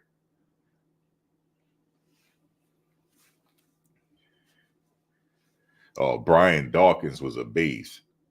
Come on, man. Oh, Brewster staying. You talking about, said what happened to the tight ends coach? He ain't going nowhere. That's one coach I know ain't going nowhere. I like what he did with Michael Harrison this year. And also, we had a couple big tight ends that decided they didn't want to play. That one big tight end, he's like 6'6", 240 or something like that. He don't want to play. He said that he's waiting until after the season. He elected to still go to Colorado as a student and keep on scholarship. But now he's saying after the season is over, he's hitting the transfer portal. So he needed time to think about it. But yeah, he don't even look like John Lynch, like a little bit, Trevor Wood, a little bit. Then some people say they don't see it. Like, I don't know, he do. He physical like him. And see, now they might be able to move Trevor back in the secondary with Shiloh. They'll be able to move him back because, you know, we're losing a player. We're losing what's his name that transferred in. I didn't realize this was his last stint, but we're losing him. So they'll probably move Trevor back. And damn, we got Miles Slusher too coming back. He's going to get a lot of significant playing time. It's just that he was hurt. He had an injury. Yeah, we lost Rod Ward. I didn't realize this is last year. I thought he had one more year, but they'll move Trevor back. And you got Slusher once he get healthy. He's a dog. He got the SEC experience. Is Jordan Dominic, this is his last go at it too, right?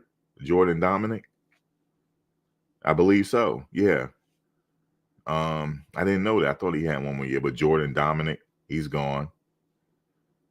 So yeah, they're gonna have some room to they're gonna have some spaces to fill up for sure, and then plus some. Yeah, I like most of the team will be back. Some probably will hit the transfer portal. That's just the nature of it. But the ones I see a lot of them coming back.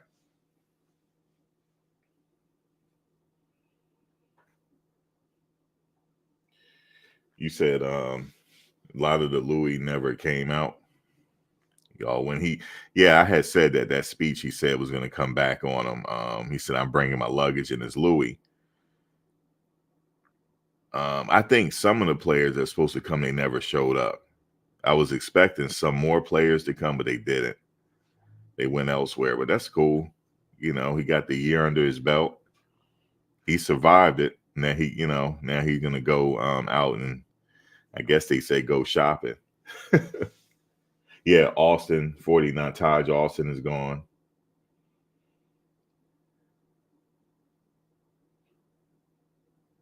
I thought he was Stoudemire. I thought he was out there. He played today. He was out there today. He played on defense a little bit in special teams. He's a freshman, so. And even Nate Robinson's son was out there today. Let me see. Did he play? Let me see. I know he suited up.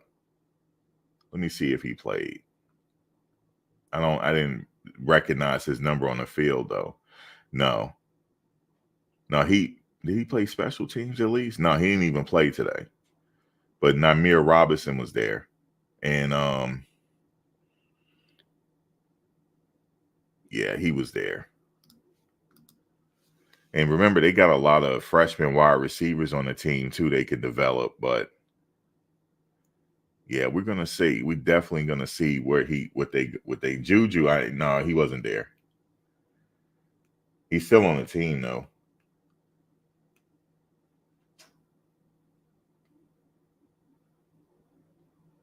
You said the team was better than last year's team. Absolutely.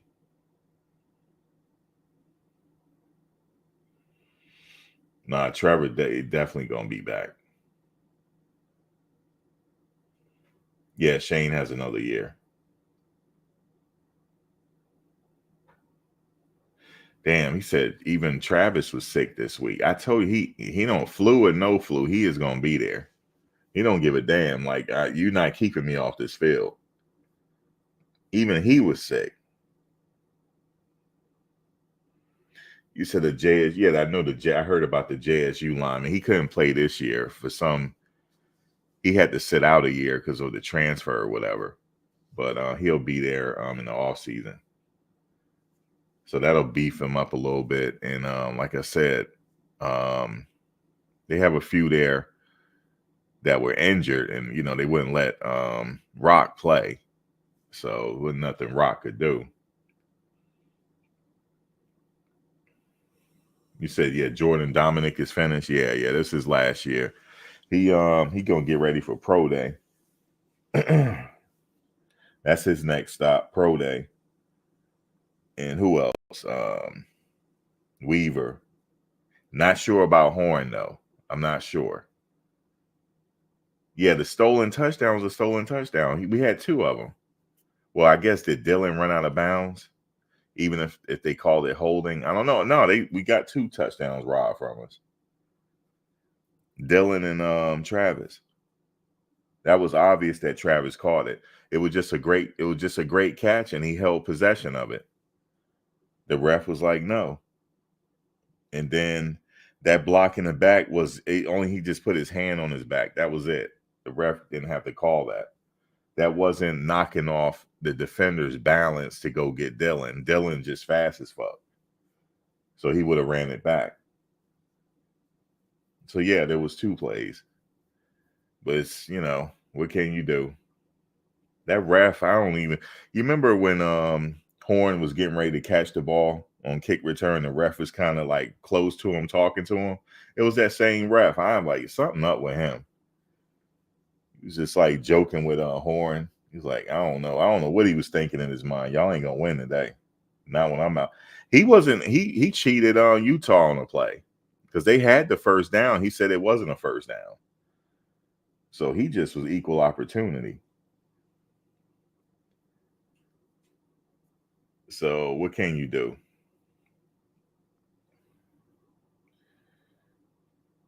What can you do? But they'll be back. Trust me, man, the news is going to be heavy this offseason. The news is going to be coming.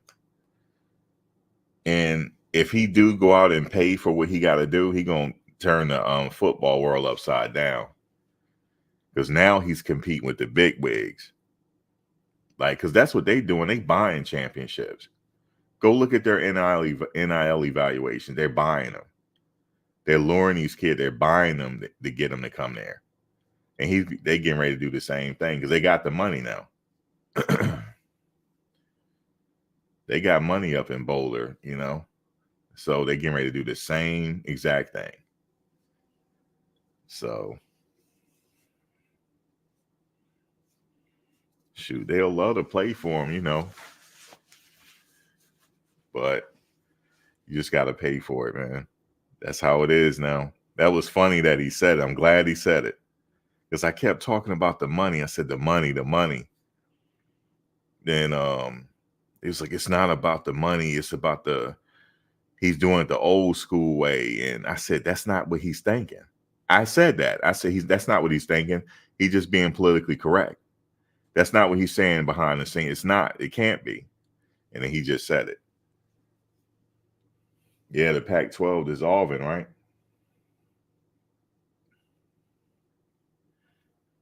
You said rest in peace to Coach Prime's contract. That's hilarious.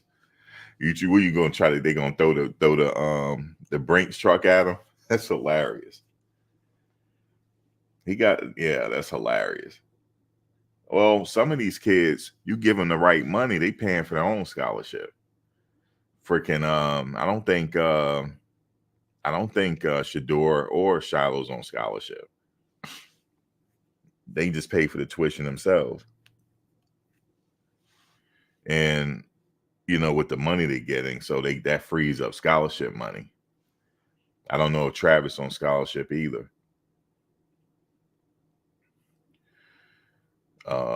So yeah, they know what they're doing. Yeah, this is like turning into like free agency with this whole NIL thing and transfer portal. You said Kermani will benefit from a good off season. Yeah, spring, training or whatever. Get with his trainer wherever he go home. Get with his trainer in off season. Come back spring, and he's a freshman. He's only maturing into his body or whatever, so he'll be better. He loved to talk during that game, though. He was out there talking. That's how he got that penalty. Because if you say, how did he get the penalty? He didn't like hit nobody. He was talking. And the ref, that funny ref wasn't playing with us and gave him a penalty. Cost us 15 yards, but that's good. It's just that ref, he was in front of that ref. You said that kid, Butler's like Trav.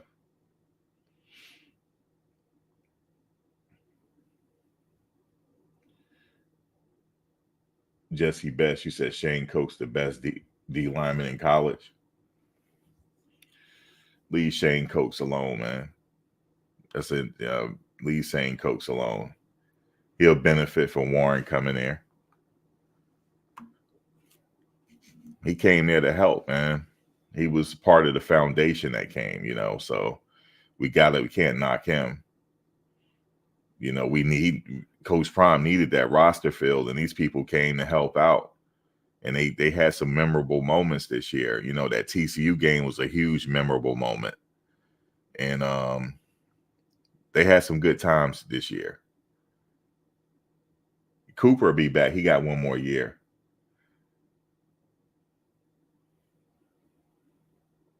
You said Shane is a defensive end in a 3-4 scheme. He might be playing out of what did he play at Dartmouth? Anybody know? What position? He wasn't nose tackle though, I don't think. He was on the end or something. I ain't saying you lying. I don't know. I don't know. I think Gaines coming back. They already talked it out.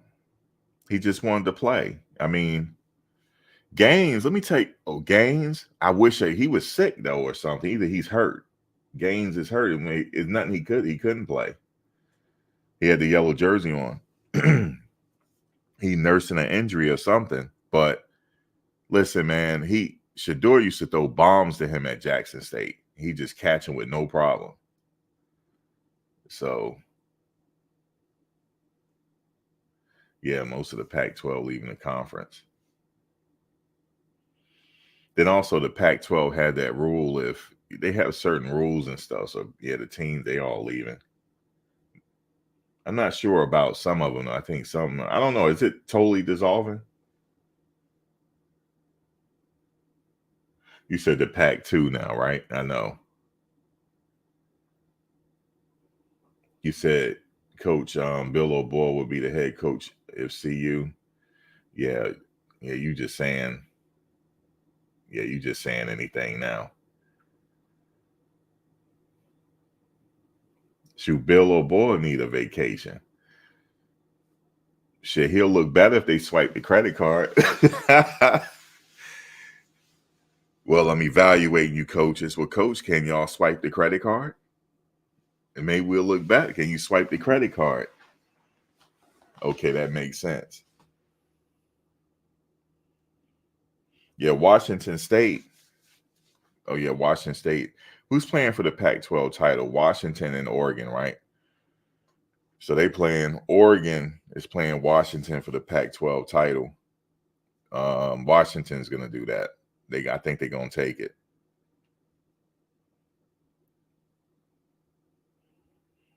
You said he about to go on vacation, all right. I don't know. You think, you know. So which group will CU be a part of in the Big 12? You say Gaines will replace Weaver if he gets healthy. I know he want to. They got to find a way to get Caleb some playing time as well. He only going to get stronger. You know, he's just a freshman. So they got a lot of freshman talent on that team. I like Milliner Jones. He seemed like he playing hard.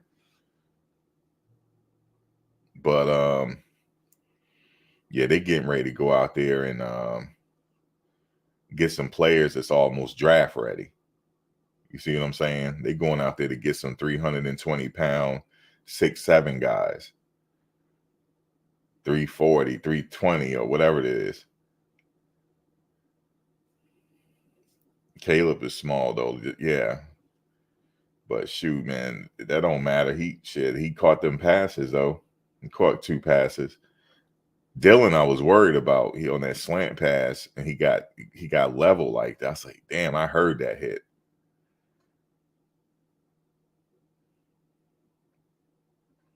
I'm like, damn, like stop, just laid him out the. You don't really usually throw passes, you know. I wouldn't have thrown that pass to him, but it's all good. Staub, made him some money tonight. I know he did. Staub just made some money. He's like, yeah, I'm staying, coach, as long as y'all swipe the credit card. You know, I'm good. Yeah, he runs great routes. He's pretty good. Yeah, he said they ran the same amount as before. I know they could have had some more touches on a running back, but Staub had a few good passes, man. That one to Travis, man, they took back. I was like, man, that hurt right there. That hurt. But hopefully that referee, he won't be reffing next year, because that was a touchdown if they review it.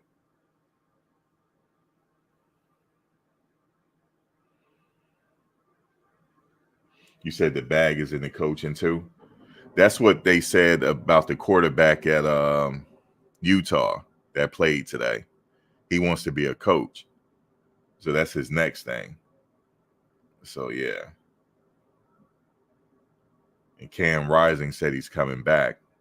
So he's injury prone. So he'll be back next year for his last year.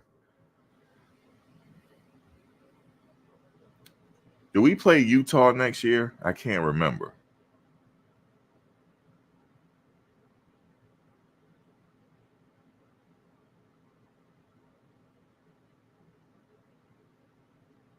Yeah, that play with Jimmy, though, that was pretty nice. Staub flipped it to Jimmy, and then Jimmy threw the touchdown to Dylan. That was pretty nice, man.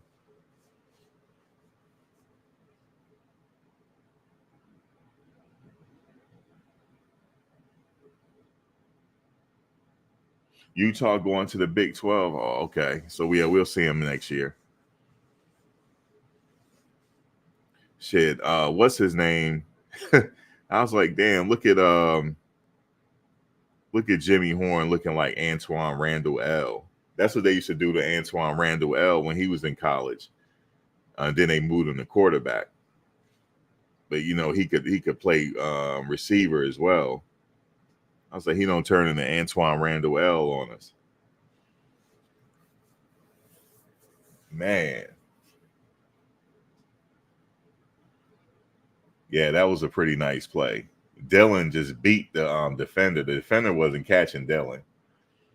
I see why you say Dylan might need to be a receiver. He's just fast as fuck. You're not going to catch him. But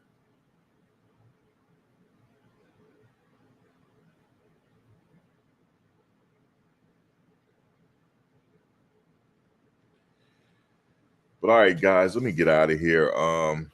I appreciate you guys this season for watching after the post games. We'll do it again. You know we'll do it again next season.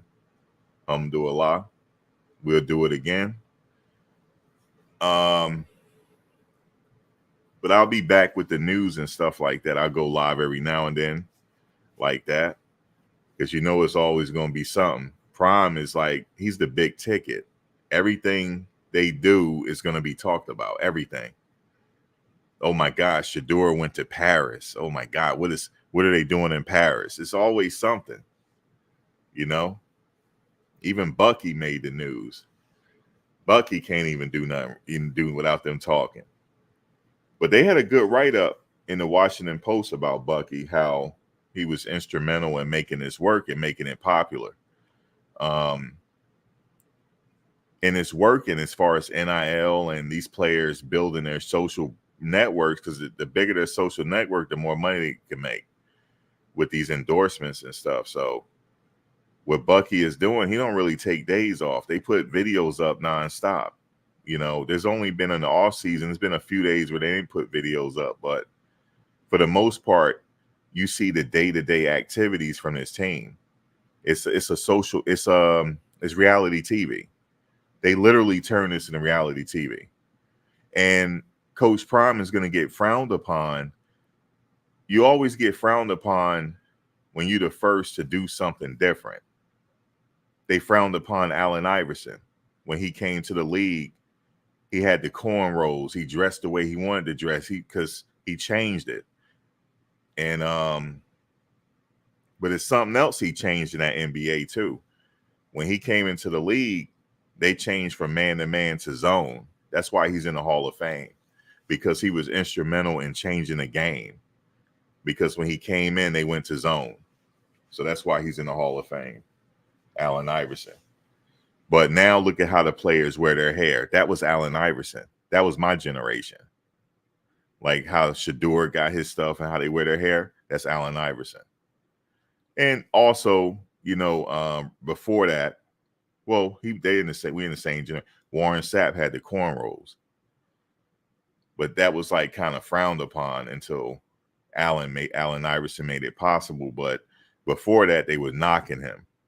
You know what I'm saying? But now they're not knocking the kids the way they dress. Some of these people, I'm not even going to address the elephant in the room. That NBA player, I'll talk about that another day. He in trouble. Yes, sir. You in trouble, sir. Y'all know who I'm talking about. You're in trouble. I don't know don't blame it on the alcohol. Let me tell y'all something for you young people, because everybody has to go through it, but this is how you don't get caught. When you drinking alcohol, don't get drunk. And if you don't know, you better ask for an ID. You better ask for an ID. Okay? I don't been out of the country partying. I'm talking about out of the country partying. You know what I'm saying? If it's something that it don't look right, you better about face. You better about face. You better turn your back, because it's not worth it. Because this kid about to throw away his whole damn career. They sitting up there I don't even want to get into it. I don't know what he was thinking. He was for sure he was drunk. For sure he was drunk. Now, what I suspect is going to happen, his lawyers are going to sit down with him, and the NBA, they're going to have to come up with a dollar amount in a non-disclosure to make this go away. That's what they're going to do. But he looks immature anyway. He acts it, because I see how he be online. He acts immature. And part of it is, okay, he came to the league when he was 18. He got drafted, but it's not an excuse for what he did. So I don't even know if he played today or not, but that was crazy. But yeah, man, leave that alcohol alone if you can't handle it. And the drugs. It's not worth it, man. Just like Coach Prime said, he always addressed the team and say this: don't think before you do something on your vacation that you don't want to regret and throw everything away. It's not worth it. You see Brother Love out there paying people millions of dollars, and lawsuits is still coming his way.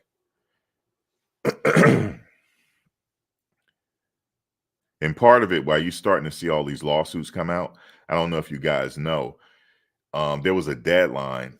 It was the Victim Something Act there was a deadline where they had to, okay, either we going to settle or I'm going to go on with this case. So that's why you started to see all these cases come out. But Puffy was already in negotiation already, way before anybody knew about it. But the deadline was coming up, and he was still acting funny about the negotiation. So finally said, I'm just going to sue you and it's going to come out. But then when he saw everything that was coming out, he said, okay, I'll pay you. Same thing with Herb Pierre that worked with him. The same thing with Iovine, all of them. They had a deadline coming up. That's why you see all the cases coming out. But anyway, that's these young players, they got to learn from that. Coach Prime said no means no, and that's it. Even maybe means no. That's it. Maybe means no. Because these players are targets, especially with this high NIL thing that's going on with these college players. They're targets. So they just got to know to move differently. But anyway, so they won't end up like, what's his name? I ain't going to say his name. He don't cut off his comments on Twitter. Instagram.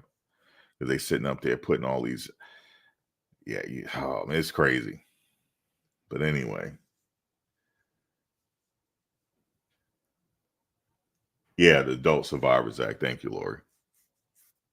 It was a deadline on it that they had to get these cases out. So that's why. There's some other cases too that it was a lot of cases, but you ain't hear about all of them. You just heard about certain celebrities. I think Cosby had about another 2, something like that, maybe 1. But yeah, man, no means no, fam. That's how it is. Don't matter what country you go to. Don't be drinking alcohol like that. Too many cameras out there, right, Patricia?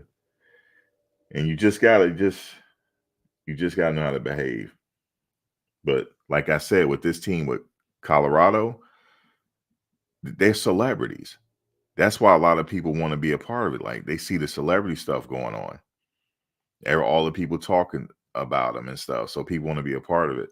They pay that bag, they getting some major players up there. Because Coach Prime looked, like I said, he looked like the stress has been lifted off of him. He looked like a totally different coach. He said, all right, guys, it's over with. Like let's go on vacation, right? So yeah. But shout out to him. Shout out to y'all. I'll be talking to y'all pretty soon. Bumping my gums about something. And yeah, man, this was dope this year. This was pretty dope. Even what the other vloggers are doing is pretty dope. Because I saw people pages grow, man. It was dope to see that. And there's another page. He got another page. If you go on my message board, you'll see it.